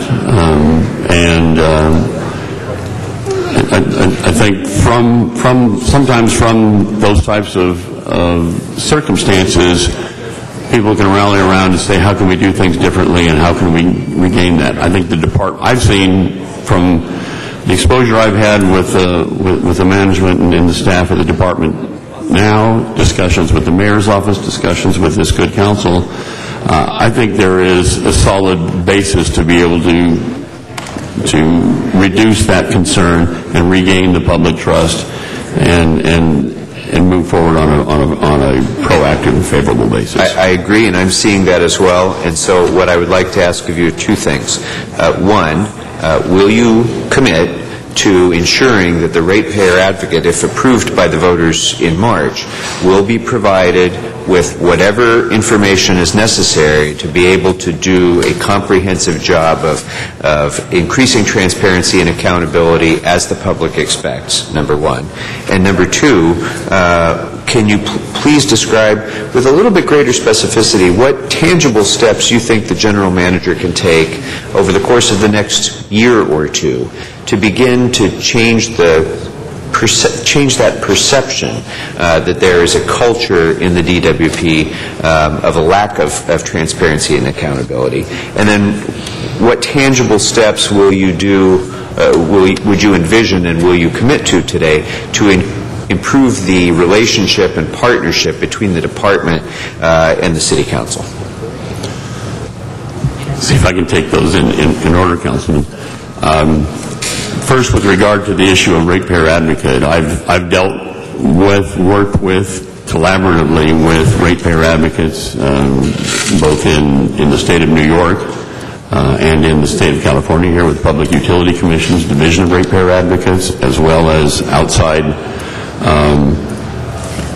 parties that separate from that represent groups. So I'm accustomed to working with them. I'm accustomed to the types of information that they need, and I have no issue with regard to that type of interaction. I would say, generally speaking, I think it probably doesn't require even a vote in order to establish that sort of a function. I think we need to be careful that in recognizing that we do that, there is an expense and a cost associated with that. We need to keep that within reasonable bounds, as we do with everything that we do, because ultimately that will be paid by the customer as a part of their overall costs. I'm happy to provide good information to them from the department, timely information. The planning process that goes into the decisions that then ultimately affect rates is kind of a sequential effort. So having a body of people available that can track what's going on with planning, and have us provide better information, how those plans then transcend into a rate change, I think can be beneficial. And happy to provide the information that they need to do that, as long as it's information that's not in a total state of flux, because it can be.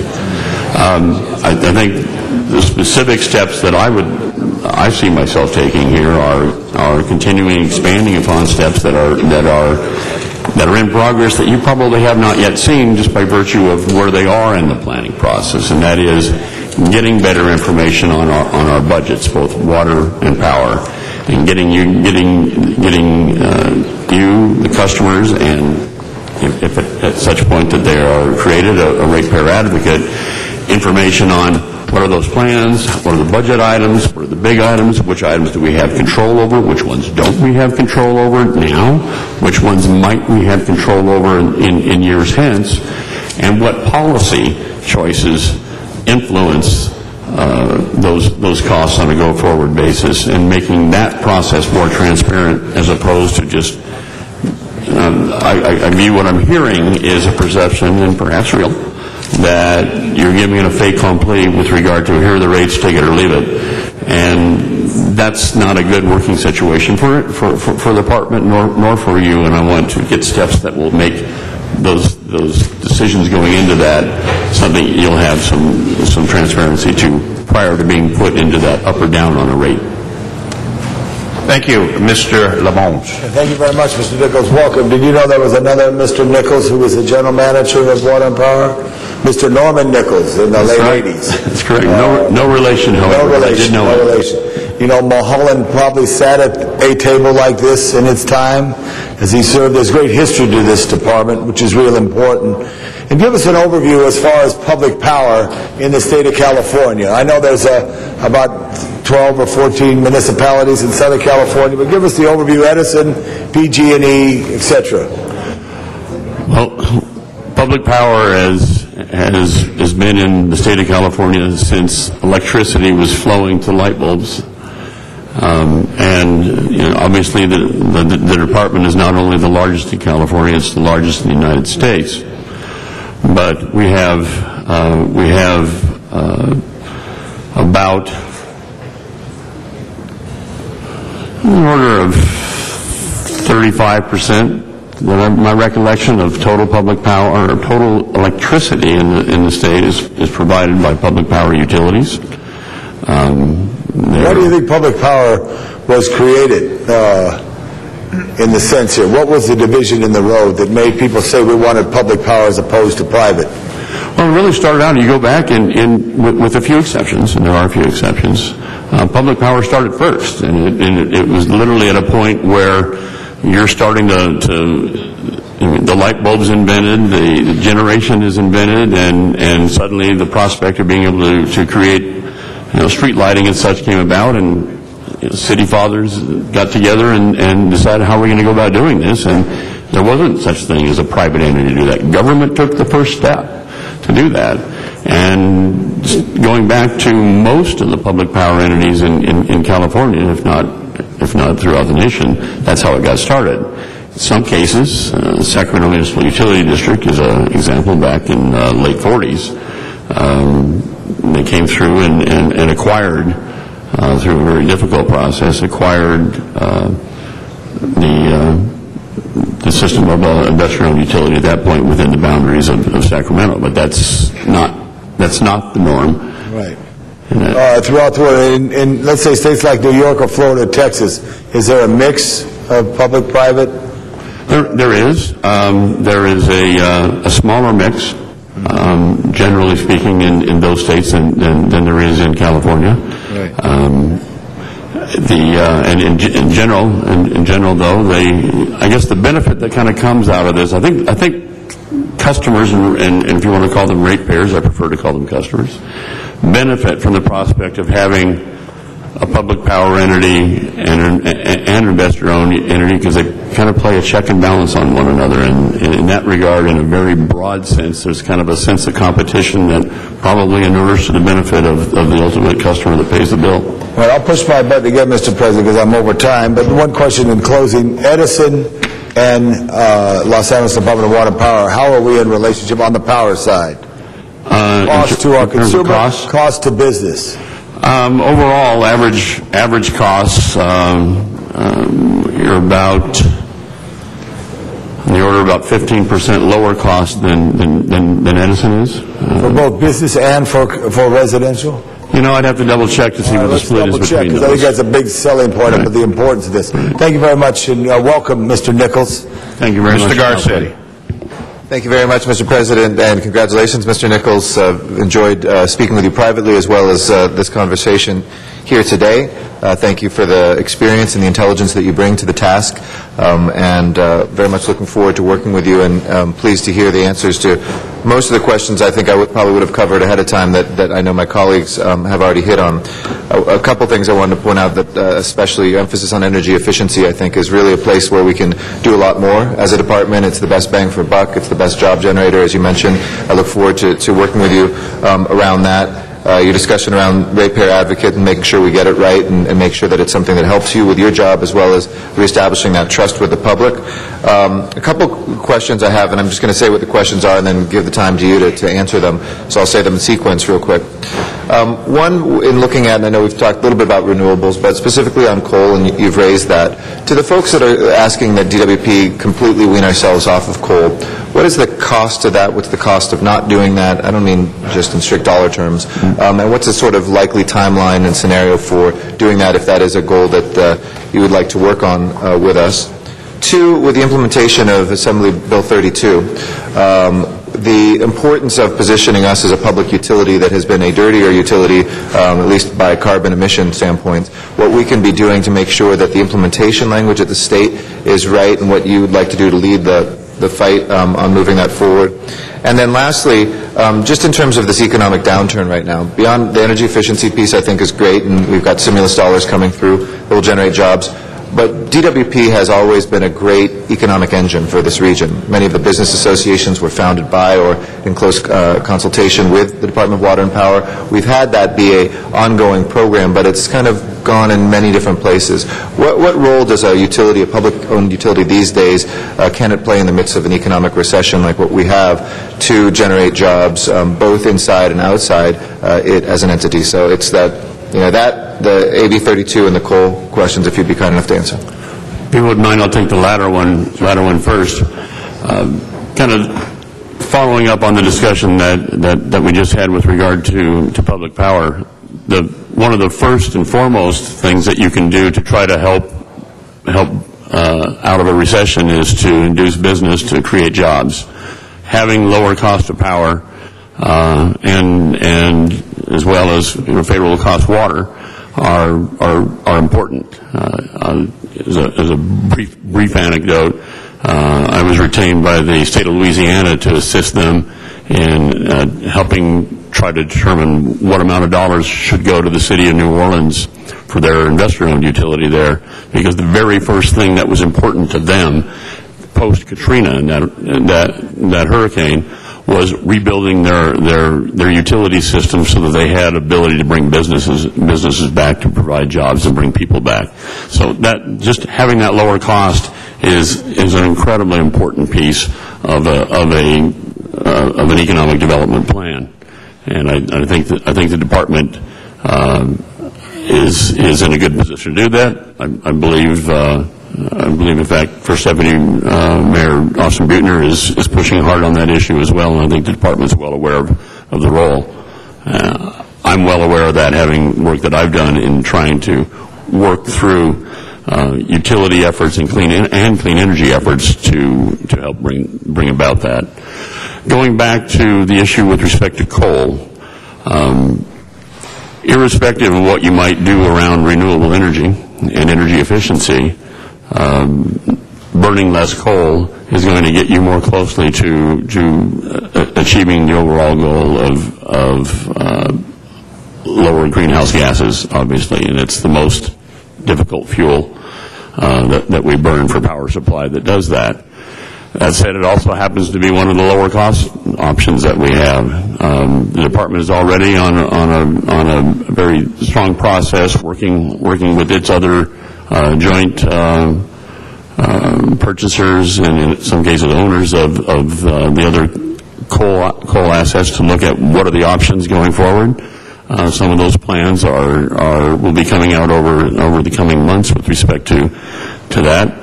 Clearly mindful that looking at reducing that reliance on coal is incredibly important to meeting AB 32 requirements.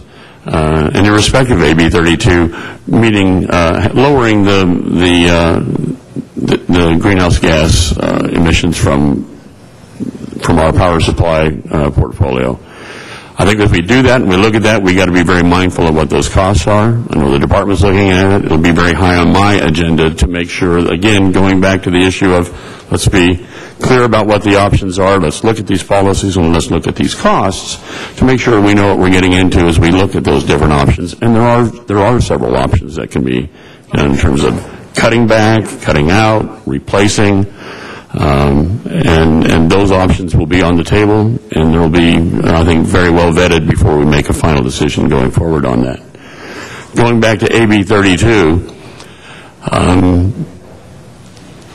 as I think we all know, that is nation leading right now. California is nation leading on what it's doing to try to achieve reduced greenhouse gases through Assembly Bill 32. And the department will be a very major player in adhering to those requirements. Those requirements are not by any means yet in stone. There's a lot of work that's gone into them, but a lot more that still has to go forward on that to get more detailed. And the good part of that is I think there's an opportunity for the department to work with the California Air Resources Board to help implement those plans in a manner that works well for the department. And a key aspect to that is making certain how well energy efficiency is accounted for and credited to the department as it goes forward. And that would be a very high priority for me. Mr. Alarcon. Well, I serve on the Energy Committee, so we had an ample opportunity to vet your nomination, and I voted to support you there. But I just have one question, and that is, do you plan on purchasing a home in Los Angeles or leasing a home? Well, that's an interesting question. Right now, given near term... Don't answer it. Thank you. I appreciate that. And the answer is I will do one or the other, Councilman.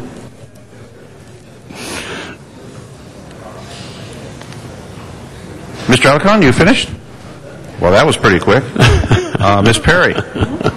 No, go ahead. You're fine. That's okay. Ms. Perry. Okay, thank you.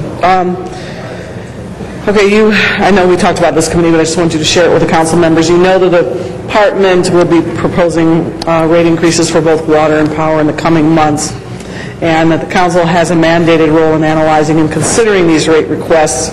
So obviously we want to work closely with you to ensure the well-being of the department and the ratepayers. But along with this rate increase, the department has developed a new Integrated Resources Plan, or an IRP, and the IRP contains options for modernizing the department's operations and obtaining efficiencies to meet a renewable portfolio objective. And I'm wondering if you had developed a perspective on the IRP yet. And I also wanted you to take a moment and talk about your experience in integrating renewables into utility operations and what your vision would be to create a successful renewable portfolio standard program for the department and the city and the ratepayers. Well, I have had a chance to go through the Integrated Resource Plan, the acronym IRP that the department has. That's kind of a living process. You come out with a document. There's been a number of public workshops on that. They're getting the feedback from that, and you go through and do an update in response to that feedback. I think one of the things that's being, as we talked about earlier in some of the discussion, tying that plan and the basic, at least, alternatives of those plans into what the costs are, and the potential rate effects of those different plans will be a very important part of my priority, and I think that will help. Obviously, that doesn't have a direct effect on what today's rates are, but it has a very material effect with regard to what future rates could be, and I think having insight with regard to that will be important. Renewable energy and energy efficiency are clearly an important part of that plan. Going to your question as to my experience in dealing with that, it goes back to as long ago as 30 years ago, where I helped the City of Santa Clara Electric Department move away from being reliant on principally gas-fired and just simply purchase power energy in the market over which they had no control of costs, into bringing in hydroelectric power at existing dams, and retrofitting existing dams to do that. Help lay out the plan, obtain permits for them to do that, literally help them then negotiate contracts and bring that in, and even put people on the site to help them implement and manage the construction of these projects. Worked with the Long Island Power Authority. We spoke earlier about this work in New York, where the state of New York acquired the Long Island Lighting Company as a means, negotiated purchase to try to reduce rates, and did indeed reduce rates by 20%. Part of that process was also increasing renewable energy and energy efficiency as part of that. I worked with the staff of that utility, as well as with their board, on laying out what those plans would be. How are we going about that? What's that cost going to be? And how does that meet the overall objective of also maintaining low-cost rates and doing that balancing effect?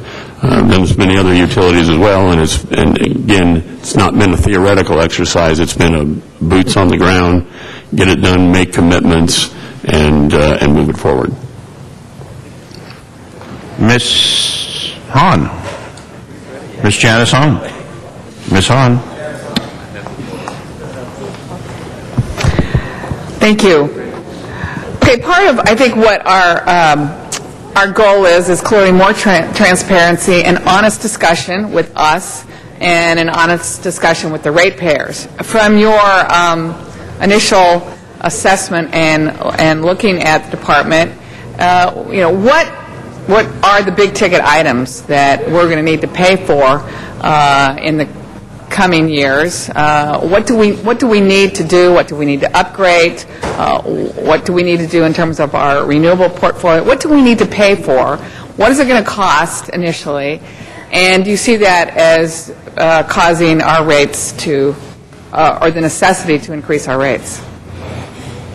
Well, let's have that honest discussion. I can give you an assessment from what I've seen, not being in the chair. Obviously, looking at this position, I did somewhat of homework, trying to make sure I had an understanding of, quite frankly, what I'm getting into. You have challenges that have cost pressures up, that are pushing on rates, types of things that on both the water and the power side. On the water side, we're dealing with some of the things that have been mentioned here with respect to some deferred maintenance and this requirement for replacing of mains and improvement to the water distribution system. We've got compliance issues over which we have no control with the Safe Drinking Water Act on moving away from chlorination in some cases, and changing, having to cover reservoirs in order to deal with other requirements. This gets a little complex with regard to effects that of treatment for water to avoid other problems down the line in terms of meeting safe drinking water requirements. Those aren't cheap. At the same time, on the water side, we've had an issue of reduced availability of water supply from all of our traditional sources, and as a result, those costs, just the basic raw water supply costs, are going up, and of which the department is painfully aware. So those are some types of the issues on the water side that we have to deal with and plan and try to keep those costs as low as we can. On the power side, we've got some deferred maintenance issues there in terms of underground and above ground distribution feeders and distribution transformers and the like that need to get upgraded. There's plans for that. It's being sorted out and laid out over time to make replacements on a diligent basis going forward to try to make sure that we're not creating more future reliability issues that could come up. That's there and being accounted for and planned for. We're obviously, one very big ticket item is, again, a regulatory requirement that's put on us through cooling. And that is changing our coastal power plants in the department, that to, instead of using water straight from the ocean and the concerns about environmental effects on marine life associated with that, being able to replace that with dry cooling or cooling towers, and it's expensive. We're talking about perhaps on the order of a couple $2 billion of expense. Complying with that is a major item. Working through the addition of a renewable energy portfolio has its costs as well. And can we pay for all this stuff without raising rates? Well, at the end of the day, I think it's, there's no, I'm not going to sit and misguide you. There's major upward pressure that we're going to have to push back on, and we're going to have to work on prioritizing which of these things do we do when. Are there items that can be put off for a while?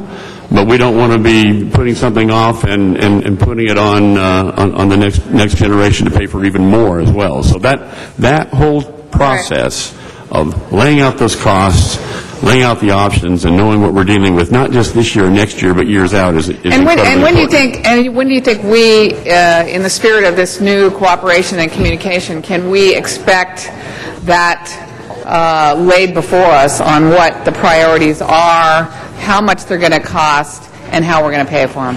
Well, I think you'll see it incrementally. I mean, these are complex issues that isn't going to get laid on you in reams of documents overnight. But we're already starting down that path on the integrated resource plan. We're already starting down that path on this year's budget. And my goal will be to get as much useful and helpful information to you along those lines as we can as we go through rate considerations this year, and I think that process will only get better and more robust as we go forward. Thank you. Mr. Krikorian, followed by Mr. LaBonge. Thank you, Mr. President. I just want to follow up briefly on Ms. Hahn's question, because I think you've laid out some of the great challenges that the department will have in terms of prioritizing its capital investment needs. And the truth is, the needs exceed our ability to meet them, at least in the short term, because there will be more money that needs to be spent on upgrading infrastructure, more money that needs to be spent on developing greater efficiency, more money that will be spent on renewable energy and water quality and all that. Once through cooling that you mentioned, all of those things are going to exceed the ability of the department and the ratepayers to absorb, at least in the short term.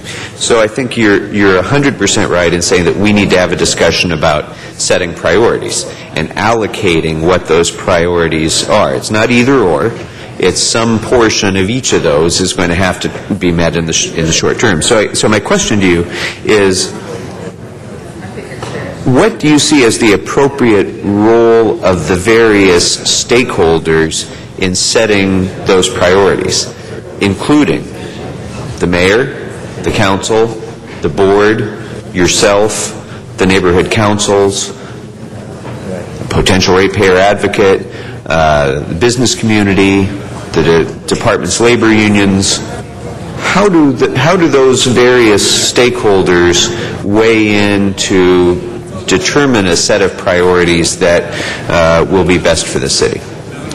Well, I think a good example of that is probably a model for how that can get done is the type of process that the department's been using more recently on the integrated resource plan, where information gets out, you have public meetings on that, you have workshops on it, it's facilitated by, in that case, by a professional facilitator to get input in. People are allowed to provide comments online, letters, however they want to get it in. That information gets reviewed and processed to determine, are there issues that we've ignored, are there issues that we haven't thought of, or are there different views with regard to those relative priorities? I think that same type of concept can get pulled over onto the other issues that we're mentioning about, in terms of capital improvements that might be separate and distinct from a resource plan, and as part of the water plan, the same sort of effort to get the information out there, to get some feedback on that, and to know in a side-by-side fashion, here are the things that are affecting our costs, and here are the items that we absolutely have no choice on with respect to either health and safety issues or meeting an absolute unmovable government requirement. Here are the items that we do have some flexibility on that comes down to a policy issue. And I think that's where this council, the mayor, the board of commissioners, and others are the type who weigh in on the policies. My goal and responsibility is to get you all the information to be able to make those weigh in on those choices in an intelligent manner. Thank you. Mr. LaBonge, followed Mr. Garcetti, then Ms. Perry. Thank you again. Just a couple things that I wanted to say on the transfer, which is over the course of time. What's your opinion of the transfer? The transfer of... I understand, Council, the question. I mean, the transfer, you have a provision for transfer from the utility to the general fund that's laid out in charter, and my expectation is that's a transfer that needs to be met. Right. In Los Angeles City, do you know, and this may be a trick question, do you know how much property tax you pay in the city of Los Angeles? I'm anticipating you don't pay any city tax, and that's in part. I mean, generally speaking, the reason for having transfers of this state by public power, public utility entities is they don't pay property tax and they don't pay a franchise fee. Right, but you pay property tax in other counties and along the state lines into other municipalities or wherever our lines go. Generation, transmission, and distribution is what it takes to run a power company, and I think it's real important. I think the transfer is very important, and it's, I think, why the people spent so many positive votes in the Mulholland era to build the system and what it is. So I wanted to make sure you had that here. I think the people of Los Angeles should be proud, but they haven't been, about some actions of DWP. And I think there's a story that you have to tell, a real story, and have to engage with people, whether it's our neighborhood councils, neighborhood associations, or whether it's our business groups like VICO or the Central City Association or the Greater Los Angeles Chamber of Commerce, or the biggest power users are in the Port of Los Angeles, and all those variety of interests that are down there. I think you've got to engage, very much engage with people, which we haven't, because of other challenges. It's almost like if the success, although you look at the weekend, the success of those who played football in the weekend were those who had teams that worked together and moved the ball down the field, had a better defense, and also had a good kicking game, and no turnovers. So I don't want any turnovers at Water and Power. I don't want any more leaks at Water and Power. I want to make sure that we are transparent in what we do, engage the communities of who we serve, and continue to build the system to provide reliable energy and quality water, which is so key and important. And there's a team of people up there that need to be led, and you're going to be that person to lead them and find their key good spots. So that you can make them work harder, more focused for the people and the mission of Water and Power. Because there is a lot of talent up there, but they have to be focused in a direction that makes that agency more receiving the praise that it deserves, not in the era that it's lived through. And I've said this, remember before, there was a period when the LAPD went through a very dark time, but through whether it was the Inspector General, which was first, so don't give us an Inspector General. Now that's an important component of the Los Angeles Police Department. We see it as an advent of a ratepayers advocate, and other questions my colleague asked. That's going to be an important component of what it is, because I think it's important for our city to have an effective utility. So I support you, and you can count on me to work to the best interest of Los Angeles in any way possible, because DWP is important to all the people of Los Angeles for jobs, for life, and for health, because there's only two things you need in life. You know what they are? water and relationships. So no, you don't need Taliban. You need water. Water gives you food, Paul Krikorian. Thank you, Mr. And Labange. relationships, wait a second, relationships are very important too. With the community, with the business community, the people you serve. Thank you, Thank Mr. you very Labange. much. Mr. Garcetti, followed by Ms. Perry, our final speaker on the queue, Ms. Perry. Thank you very much, Tom. And just two other questions I have for you, Mr. Nichols. The department was very critical about a decade ago in the first round when electric vehicles were made by all the major U.S. car companies, most of the Japanese car companies as well, and was a real leader in putting a charging infrastructure in place and buying and leasing vehicles and helping build what was great momentum in the early O's, or whatever you call them, late 90s, early O's, and now saw that kind of trickle off for a long time until this new round of electric vehicles that have come forward. What role, in terms of this could potentially be an immense new marketplace for the department? What would you like to do to help the department lead on this next round of electric vehicles? How important is this going to be the department? Also, in terms of economic development, making sure all of the different car companies, many of whom are looking at being based in Los Angeles or who have significant presences here and other places in California, can interact so that we really seize that leadership beyond the charging guarantee that we have of getting a home charger in quickly. What other sorts of things can we do? And then my last question, which can maybe end on, I know it might be the most obvious one, but I don't think anybody's asked it. Why do you want this job? Let me save that last one for last, if I could, Councilman, Mr. President. The role of electric vehicles is an important one from a couple of aspects. One, it actually provides revenue at night at a point in time, and I know that sounds perhaps counterintuitive. Well, we just got through talking about wanting to do energy efficiency, and now you want to bring in electric vehicles that use electricity and use more. And the notion of that is, obviously, from a net greenhouse gas perspective, that's a better use of fuel, if you will, than having it go more inefficiently and in a less environmentally preferred way through an internal combustion engine. So they aren't inconsistent from an environmental perspective. They could be quite helpful, potentially, from a revenue perspective. In addition, electric vehicles, looking at it again from just solely from a utility perspective, we get a fair amount of energy from wind.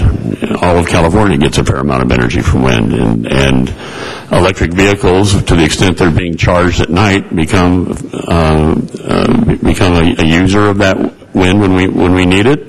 Potentially properly done, those vehicles can also become storage devices to provide electric power back to the grid at a time when they're not needed by those cars. So on that end, solely from a kind of an engineering, keep the lights on, looking at dollars and cents perspective, is a very important potential tool of the departments. Got to be careful when you do that you start putting these on in various locations inside your system. You better make sure first you know what that does to the system, because these are big electric loads spread around. So the concentration of that gets into a lot of engineering details in a hurry. But those are something we need to be mindful of. To the extent that the department can, in a way that is not an undue burden on rates, help be on the vanguard of electric vehicles to where the vehicles themselves or the ancillary equipment around that and charging stations, et cetera, can be developed here in Los Angeles and create jobs. I think the department should be all over that, mindful of the fact that we need to make sure we're looking at what, if any, effect that has on electric rates. Ms. Perry, as for that one last question. I thought you were going to hold that till the end, but go ahead. I'm happy to hold that for the end. In fact, Are you done? Are you done? Are you sure? All right. Well, my last question to you would be outside of the previously discussed areas from my colleagues. What are your objectives to implement in the coming years, and what's your thinking on the long-term stability of the Department of Water and Power? Because as you know, the department has had a number of general managers over the course of the past 10 years, and we're looking for that stability and that continuity. I appreciate that, Madam Council.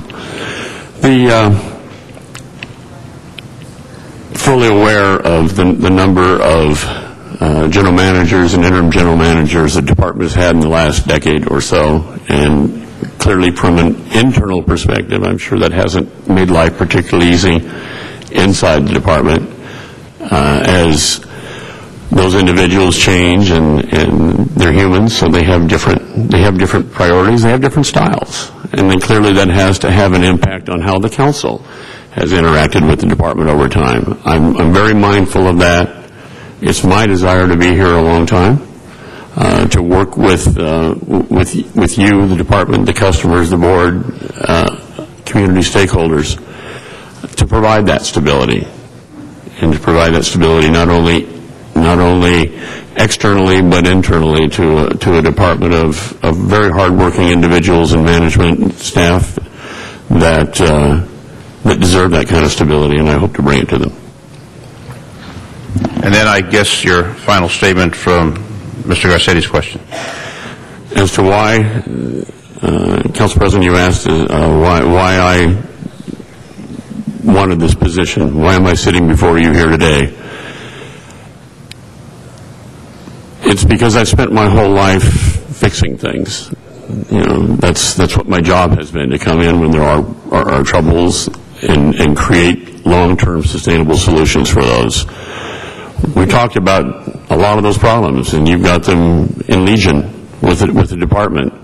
You're not alone. The industry has these problems, but it hits home here pretty strongly in Los Angeles. When there are problems, there are solutions. I want to be a part of those, of helping guide those solutions, working with the staff and the management of the department, and with this good council, the board, and the mayor's office, to help make that difference and help bring the department back to what I view as a strong legacy that it's enjoyed for so many decades. Very well. That is our final comment on that matter. Item number 1. Open the roll. Close the roll. There was a public hearing in committee. It was previously held. Close the roll. Tabulate the vote. 12 ayes. Ms. Hunt, it was held in committee. What we're talking about transparency and openness with the public. I would move that we reopen public comment, although, and now that I think about it, we probably should have had them before Mr. Nichols spoke, so he could have addressed some of them, but I wouldn't have a problem with opening it up briefly. On that side, we've got an extra 10 minutes. There's 4 cards on this matter. If we want to reconsider the vote, we can reconsider and then listen to the speakers. We're following protocol by having the hearing in the public hearing. If we want to do it again, is there a motion to reconsider? Yeah, we did. Mr. Labange? Yeah. Motion to reconsider, Ms. Hahn? I second Ms. Hahn's action. All right, so open the roll to reconsideration. Close the roll, tabulate the vote. 12 ayes. Okay, good. All right, that matter is now before us. We have 4 speakers on this matter. Arnold Sachs.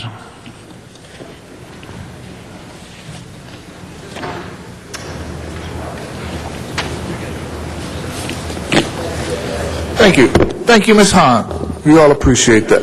And good luck with your new position, sir. Thank you. Arnold Sachs. Really don't know where to start. You mentioned there was a lot of questions regarding the ratepayer advocate. You might have heard, actually, the ratepayer advocate started out as being in the office of the controller. Then it moved to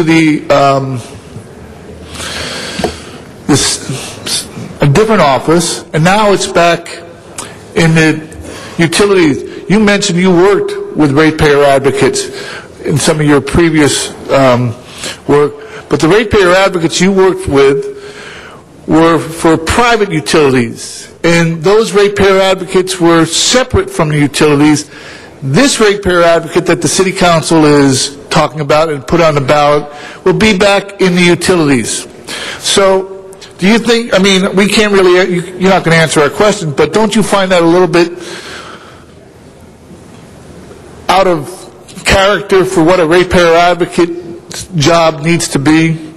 You also mentioned that you were involved in the energy crisis that hit California, so that you might have been part of the solution where the state ended up buying high-tension utility wires to help the private utilities get through this blackout session.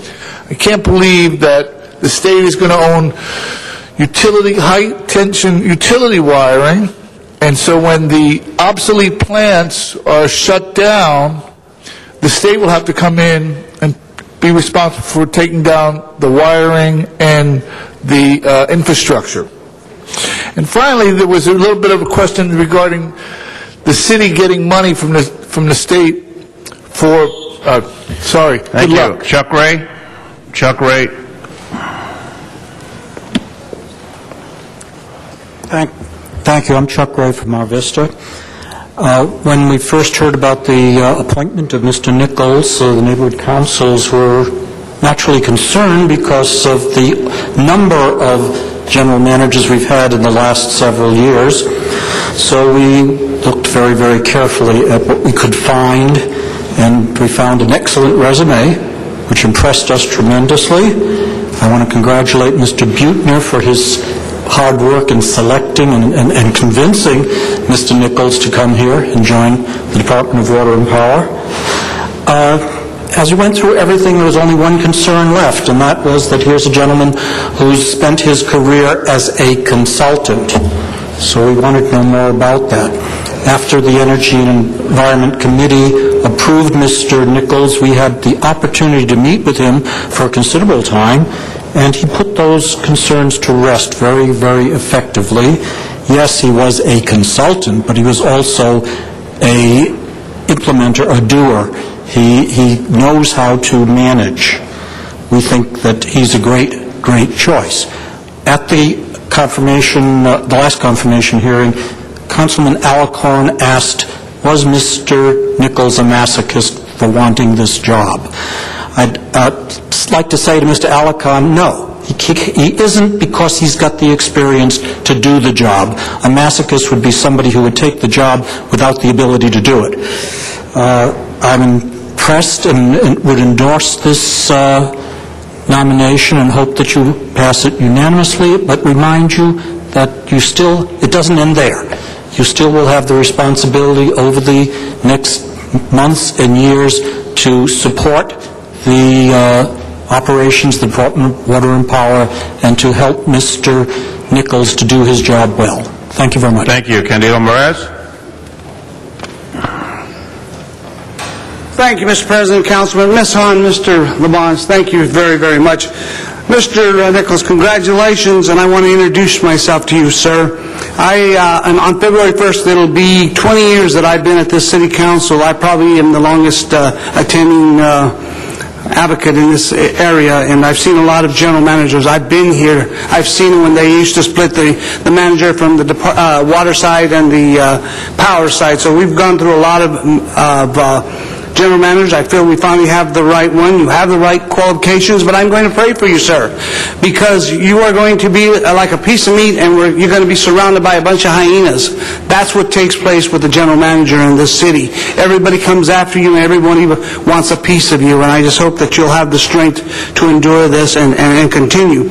But if I was to ask you to do one thing, I would ask you to take a look at the waste, fraud, and abuse that still takes place. It has come a long way in the last few years, but it's still there. When we see employees who want to do good for the department, who want to do great for the ratepayers, are being punished because they speak out, that is wrong. In 2004, this council set up a committee, and we looked at that time, a janitorial supply, and I can play you back the tape where Ms. Hahn was the brave one who called the gentleman a liar when he lied, but that contract was canceled. The bidding it where they spent $10 million, and then the individual walked away, and the department received nothing.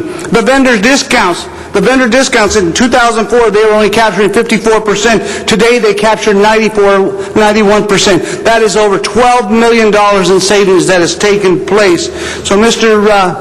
Nichols, we ask that you really stand up for the workers, the 99.999% of the workers who are trying to do what's right for the great city of this of Los Angeles. And so, congratulations. And I have requests. If you could just take a quick look, I have a lot of requests for Public Records Acts. I hope I can receive them. But again, welcome to the great city of Los Angeles. John Camara. No,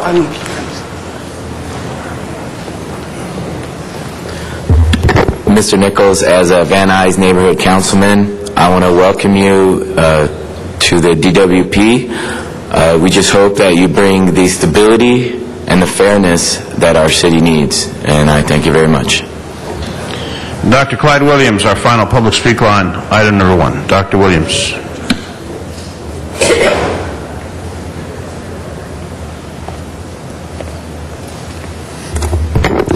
Dr. Clyde Williams, 4115 Barrett Road, El Sereno, Northeast LA. Also, my first utility job was in 1972, so I know a little bit about utilities. However, right now, the word trust has been used. Confidence, trust. But, hey, he's going to be the leader of the world's largest municipal utility. Where's the vision? Where are we going to be at in 5 years from his standpoint? Leaders are supposed to give vision. They also need to get trust from the citizens, but that's a different issue. He mentioned working with the team. Well, he's not going to be working with the team, he's going to be leading the team. So where's the leadership? Where's the vision? I don't know. We haven't seen it. Is he better than what we've had in the recent past? Yeah, he's better. But still, it's a matter that this is the largest municipal-owned utility. Can't we find better? I don't know.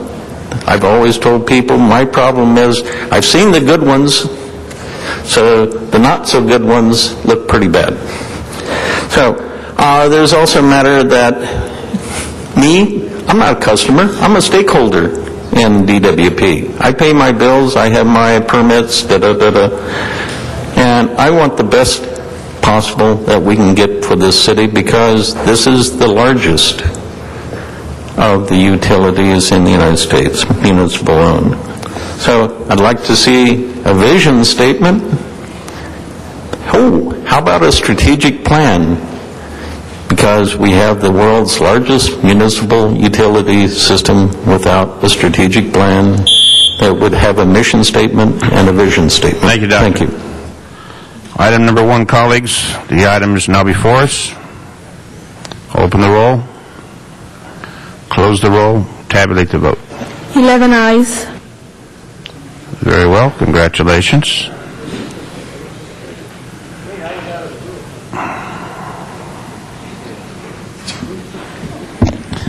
Okay, what we are going to do now is take the public comments on the following items, 20, 21, 26, 36, 39, and then we will bring those back for discussion by the council members in a vote. Mr. Clerk? And, Mr. President, before those items, item 17 should be referred back to the Plum Committee. Item 17 referring back. Anything else, Mr. Clerk? No, that does leave the items you just... Okay, thank you. We did this Friday. It seemed to work very well, so we're going to try it again. We're going to take item number 20 first. We have 2 cards on number 20, John Walsh, Matt Dowd. John Walsh, number 20, followed by Matt Dowd, number 20.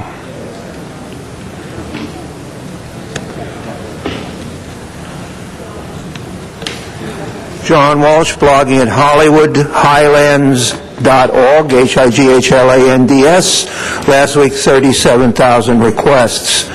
Also, emailing at HollywoodDems, DEMS, @gmail.com. And also Twittering right now. We are Twittering right now. Go to your Twitter account, that's Hollywood Dems, and Facebooking at Mickey Jackson, M-I-K-I Jackson.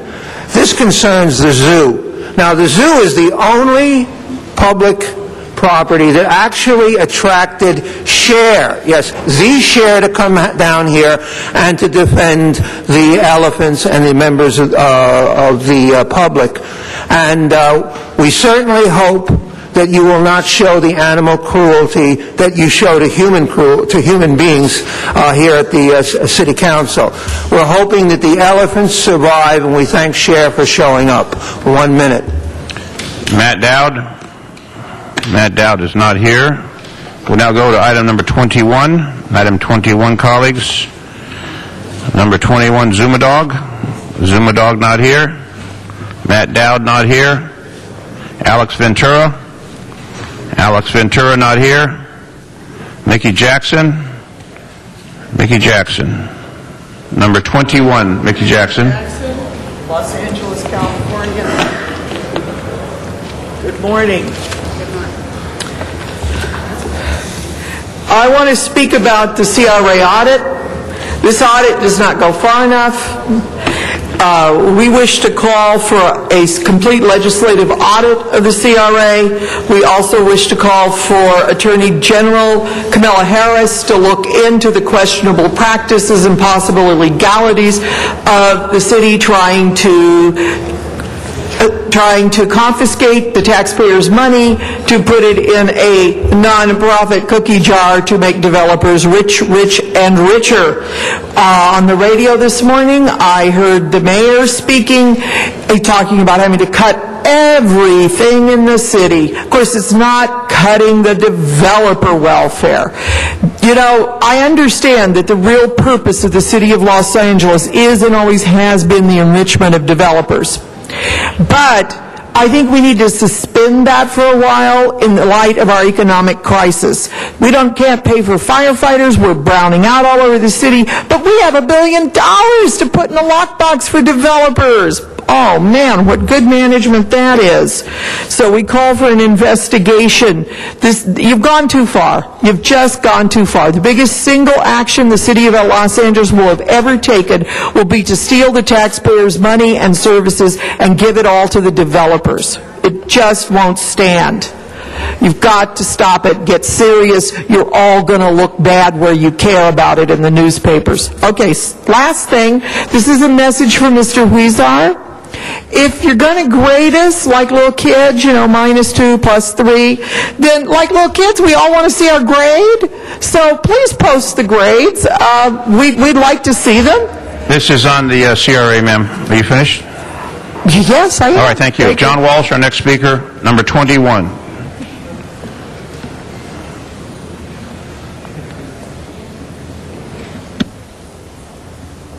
John Walsh, blogging at HollywoodHighlands.org, chairman of the Hollywood Project Area Committee. My co-chair is over here. She just told you what we're doing. We're going to the CRA. We're going to the Attorney General. We're not going to allow you and the other CRAs throughout the entire state to raid the developer's cookie jar. We want that for services.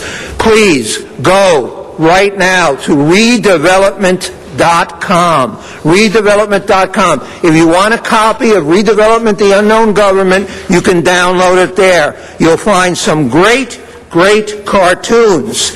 Here is Eat Hearty, boys. Plenty more where this came from. Police, libraries, schools, they're starving. There's the big property tax, Turkey. And there are the favorite developers, the bond brokers, the attorneys, and of course the consultants. They're the ones that are getting everything. And my favorite, I'm from Redevelopment, and I'm here to help you jumping out of a cake, just as the visitors came from outer space. You know, Anna, from the visitors, I'm here to cure cancer. Please put down your guns. And of course, what they really want to do, the visitors, is eat us. And what you really want to do at the CRA is to hide $950 million. HollywoodHighlands.com, and also get a copy of this book. You can get it for free. A report to the people of California at redevelopment.com. I'm telling you right now, we have, remember who our allies now are. Jerry Brown, Kamala Harris, and every Democrat who works for a county or a city. You are outnumbered. HollywoodHighlands.org. Thank you. Take back your second. Alex Ventura. Alex Ventura. Not in chambers. Tony Butka.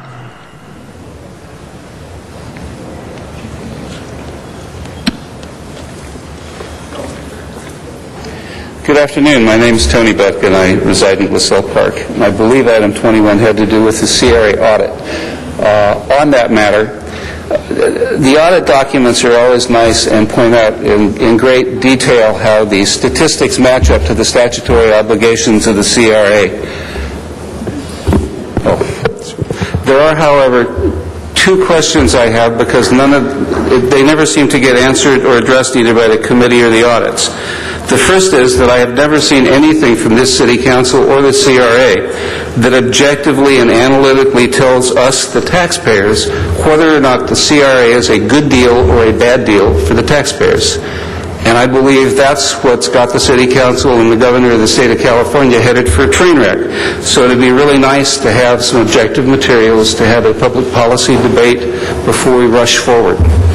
The second thing is, unfortunately, the CRA-LA is not a model for due process issues, such as the Brown Act. And in fact, they make the LA City Council look like a model of probity. My question is, and I think it's a question that a lot of us ask, is if the CRA-LA is such a good deal, why are they so sneaky? Thank you very much. Thank you, sir. Let's go to San Fernando Valley. Donna Pierman on number 21. San Fernando Valley, Valley City Hall, Donna Pierman, number 21. Yeah, here I am. Thank you. And the mayor and folk are after me. City employees are asked to give money for medical without a vote of those people, while the CRA is responsible for billions of our tax increment dollars. When Prop 22 passing, CRA is considered more important than firefighting, police, sanitations, roads, teachers. We always want to give the road to developers. CRA is bad for Los Angeles. It's a rich man's welfare. There's a reason why.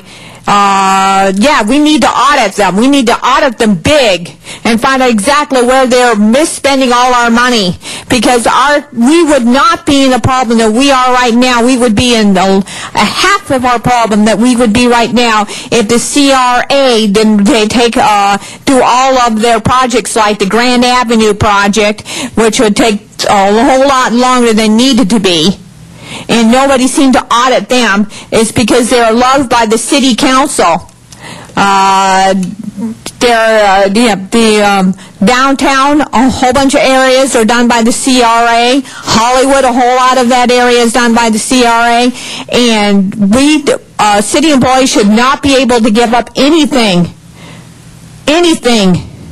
as long as the CRA is misspending all our money. And I really don't believe you're going to be really auditing them at all, because you're owned by them. And so it's just going to be you're going to just audit a little bit here and a little bit there. You're not going to be going after the CRA at all. They have $885 million for the CRA. And then they go after the little nickel and diming and making the people going, oh, the city employees make this. And so, okay, anyway, the time is going to be up in a second, so let's not go after the CRA. Thank you. Number 21.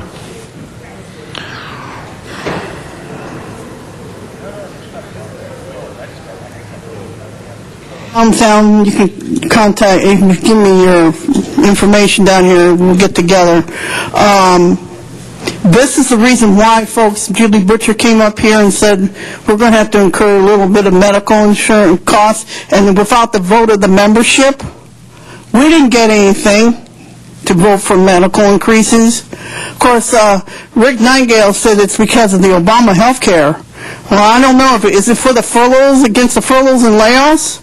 Well, the folks, they're going to still do it. No matter how much you give, Julie, they're going to still do it.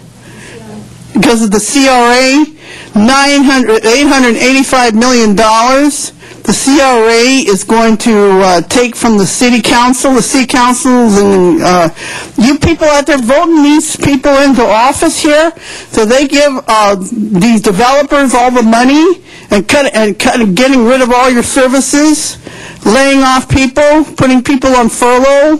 What kind of union that we work for here, the coalition? What is the matter with you people? Wake up, you city workers, wake up. Look at DWP, going to get another pay raise from what I... Community redevelopment is the subject, CRA. Well, I'm just telling you right now that the redevelopment agencies put them in this position because they are, you have created this situation here where you are going after the middle class and the poor here who are running the services here, and you just want to take away their benefits. These people have worked hard, and you shouldn't be taking it out. Follow-up audit to CRA. That's the subject. Well, that's the thing. You're subsidizing the money to the CRA. All the benefits that you're taking away from city workers, you're giving it to the CRA, and that's all that matters. Is that as long as the CRA stays in business, that's all that matters. Thank you.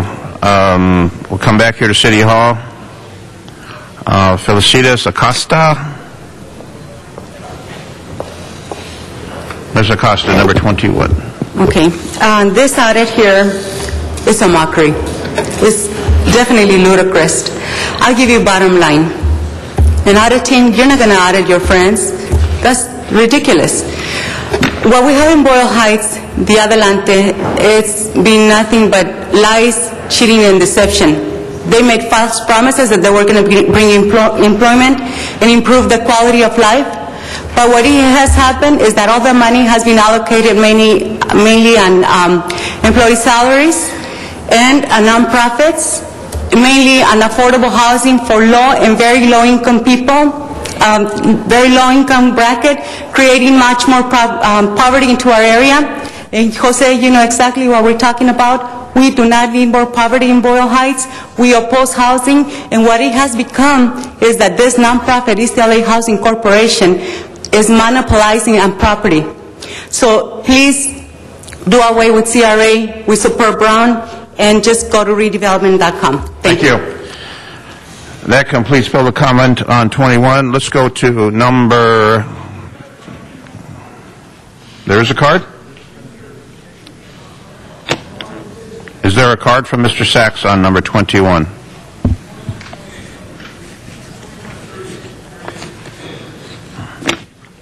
I do not. Go ahead. Thank you. Good morning again, Arnold Sachs.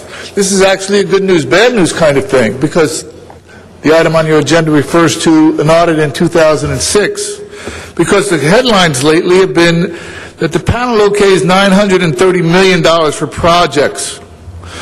So, with all your bantering about jobs, jobs, jobs, and all the problems with getting the funding from Washington for stimulus funding, here comes the CRA with $930 million for projects. Where were they last year? Where were they the year before? Where were these projects in the shovel-ready pipeline? Where were they? This audit is from 2006. They just said CRA is going to voted Friday to allocate $930 million for hundreds of projects before it is possibly dissolved under an austerity budget proposed by Governor Jerry Brown. So maybe if the governor hadn't made the proposition, this money never would have come to light. So again, where were they? The Jobs and Economic Committee, stimulus funding, blah, blah, blah, you know, jobs, jobs, jobs, we need jobs, jobs, jobs.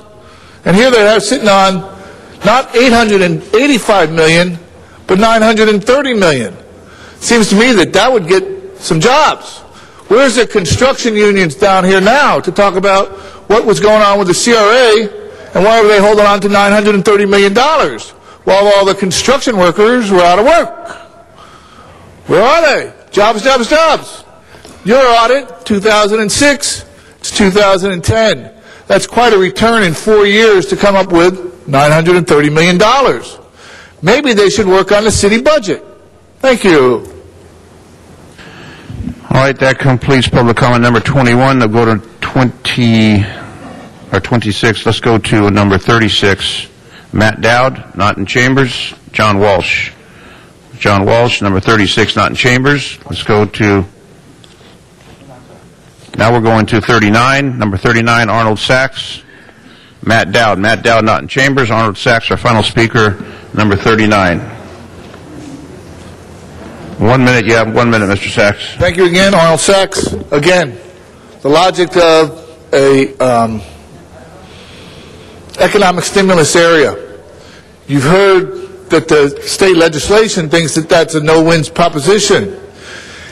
If this comes with some caveats that allow and keep jobs in the area, local hiring, and maintains some kind of reward for the area other than economic stimulus for the manufacturers, where the people locally get hired. San Francisco's ordinance maintains that the percentage of local hires has to increase to 20, 30% over a 5-year period. If you put some teeth into these economic areas, then everybody benefits. But without any teeth, you're just chewing gruel. Thank you. All right, colleagues, that's all the public speakers on items 20, 21, 26, 36, and 39. We will now take up the items number 20. Colleagues, any comments on number 20? Number 20, Mr. Labange, is the audit regarding the zoo. Controller's report regarding audit revenues and expenditures at the zoo. For a point. Mr. Zine, if you do it one by one, because I'm doing them one by one. We're doing number 20. But it's not posted up there. But anyway, okay, we're not, I moved item 20. Ms. Hahn? Right. I was just going to say, colleagues, I don't know about you, but I don't like doing this like this, lumping together 5 items that really have nothing to do with each other. Well, Ms. Hahn, the reason we're doing this is the public speakers have an opportunity to speak on the item. They can be heard on the specific item, and then we come back and discuss the item and vote on the item. I don't think that's in the spirit of how we usually go through our agenda, and I'd like to take each item individually and hear public comment and then vote on it. Well, the problem is... You've got 5 items that aren't related. Well, the public has an opportunity to speak. We've discussed this. Some of the colleagues like it. If they don't like it, we can always change back to the other way. This gives the opportunity for the public to come have their statement, move on with the other activities they have, or they can wait until whatever comes up on the agenda. I mean, I don't personally like that. Okay. I think it's confusing to the public. Well, we'll discuss when they're that looking at what items are scrolling by. I think we ought to focus on one item, hear public comment, and then vote on it. For instance, one that's been on our screen this whole time is the Board of Harbor Commissioners on a trade zone, and yet all the comments, were about CRA. So I want to just voice my opposition to doing our agenda like this. I don't think it's in the best interest of the public, frankly. Okay, Ms. Hahn. Other colleagues have stated opposite, but we will discuss that with the council president. But at this particular time, we have number 20. So on number 20, anyone wish to speak? Seeing none, open the roll, close the roll, tabulate the vote. 11 ayes. Next one is number 21, and that is another controller's audit regarding CRA. Mr. Garcetti, would you wish to address this? No, I'm just talking to Janice. Number 21. These were just the ones that are always called special. Open the roll, close the roll, tabulate the vote. 11 ayes. We're now on number 26. Number 26. Open the roll, close the roll, tabulate the vote. 11 ayes. Number 36. Number 36. That's in CD 13, Donald Sutherland on the Walk of Fame. Number 36, open the roll, close the roll, tabulate the vote. 11 ayes. And our final item is number 39. On number 39, open the roll, close the roll, tabulate the vote. 11 ayes. Very well. That completes the agenda, Mr. Clerk. Is that correct? Yes, Mr. President. Council has motions for posting and referral. Posted and referred. There are excuses on the desk. Councilmember Wesson, request to be excused March 8th for city business. That meets council policy. That's approved. Councilmember Weezer, request to be excused to arrive at 11:30 on February 4th for city business. That meets council policy. That's approved. And Councilmember Reyes, request to be excused April 1st for city business. That also meets council policy. And that's approved. Any announcements, colleagues? Desk is clear. For announcements. Announcements, seeing none. Mr. LaBonge, announcement. God bless the memory of Dr. Martin Luther King. Saw many council members in the parade yesterday, and many of the public enjoyed the beautiful festivities. I want to thank Mr. Wesson for his great leadership, Mr. Parks, and Ms. Perry. God bless Dr. King and his memory. Thank you, Mr. LaBonge. Any other announcements? Any adjourning motions, colleagues? Any adjourning motions? Mr. LaBonge, adjourning motion. Please stand for adjourning motions. Mr. LaBonge. Members, I ask we adjourn in memory of David Nelson, the last surviving member of the Nelson family. Born and went to Hollywood High School, was also a director of a number of the shows, a very wonderful family. I ask we adjourn in memory of David Nelson, survived by his wife, Yvonne, and his son, John, Eric, James, Danny, and daughter, Terry, and 7 grandchildren. Ms. Hahn, adjourning motion. Ms. Hahn. Thank you. Colleagues, I'd like us to adjourn today in the memory of Floyd Scrappy Ray, who passed away on December 12th at the age of 90. Scrap was born in 1920 in Arkansas and migrated to California in the early 1930s. After high school, he attended Fullerton Junior College and then transferred to the University of Oregon. At school, he played football and participated in the 1942 and 1943 college all-star games, earning the All-American Honors Award both years. After school, he played professionally for the Detroit Lions, the Chicago Cardinals, and the Brooklyn Tigers, among other teams. After playing football, Floyd began teaching at Huntington Park High School, and afterwards he was hired by Los Angeles Harbor College, where he coached not only football, but tennis, golf, and baseball. He also served as athletic director from 1975 to 1985. After stints in the U.S. Navy and Merchant Marines, Floyd met his future wife, Carol Weber, at the Merchant Marine Training Center on Catalina Island, and they were married and lived together in Long Beach for 61 years. Scrappy was enshrined at the Harbor College Hall of Fame and the San Pedro Walk of Fame in 2008. He's survived by his wife, Carol, his son, Wayne, his daughter, Helen, nieces, Chelsea, Carlene, and Jessica, and nephew, Matt. His daughter, Raina, preceded him in death in 1997. And celebration of his life services will be held on Thursday, January 20th at the Long Beach Yacht Club. He was a great legend in the harbor area, and a lot of people really came to love Scrappy, and I think he touched a lot of lives in his coaching and his playing. Do you have a story? Can I just second that, Janice, have all members, because this was a real coach, a real teacher. And community college at his time, that's where many great athletes got their skills as well as their great education. And the Seahawks of Harbor College were never the same without Scrappy Ray. God bless his memory. Thank you. Colleagues, I'd also like us to join the memory of Beverly Jean McDowell, who passed away on January 11th. She was a longtime resident of the Watts area and was well known for her stylish hats. She was only 52 years old. She was a homemaker, but she was diagnosed, unfortunately, with throat cancer about 4 to 5 months ago. She worked for AT&T for 5 years before leaving to take care of herself. She survived by her husband of 5 years, Freddie Tate, 4 sisters, Carolyn, Cecile, Pat, and 1 brother, James, and 2 extended sisters and best friends, Lydia Friend and Judy Lewis. The funeral services are pending, and I have one more. Adjourn in memory of a real San Pedron, Eddie Marconi. whose life was actually the inspiration for a popular column called A Real San Pedran, and it goes through the list of what gives you that credential as a real San Pedran. He died on January 8th at the age of 85. He served in the U.S. Navy aboard the aircraft carrier USS Langley during World War II, and when he returned from the service, he drove for the Point Fermin bus line, owned by his mother and stepfather, until becoming a longshoreman.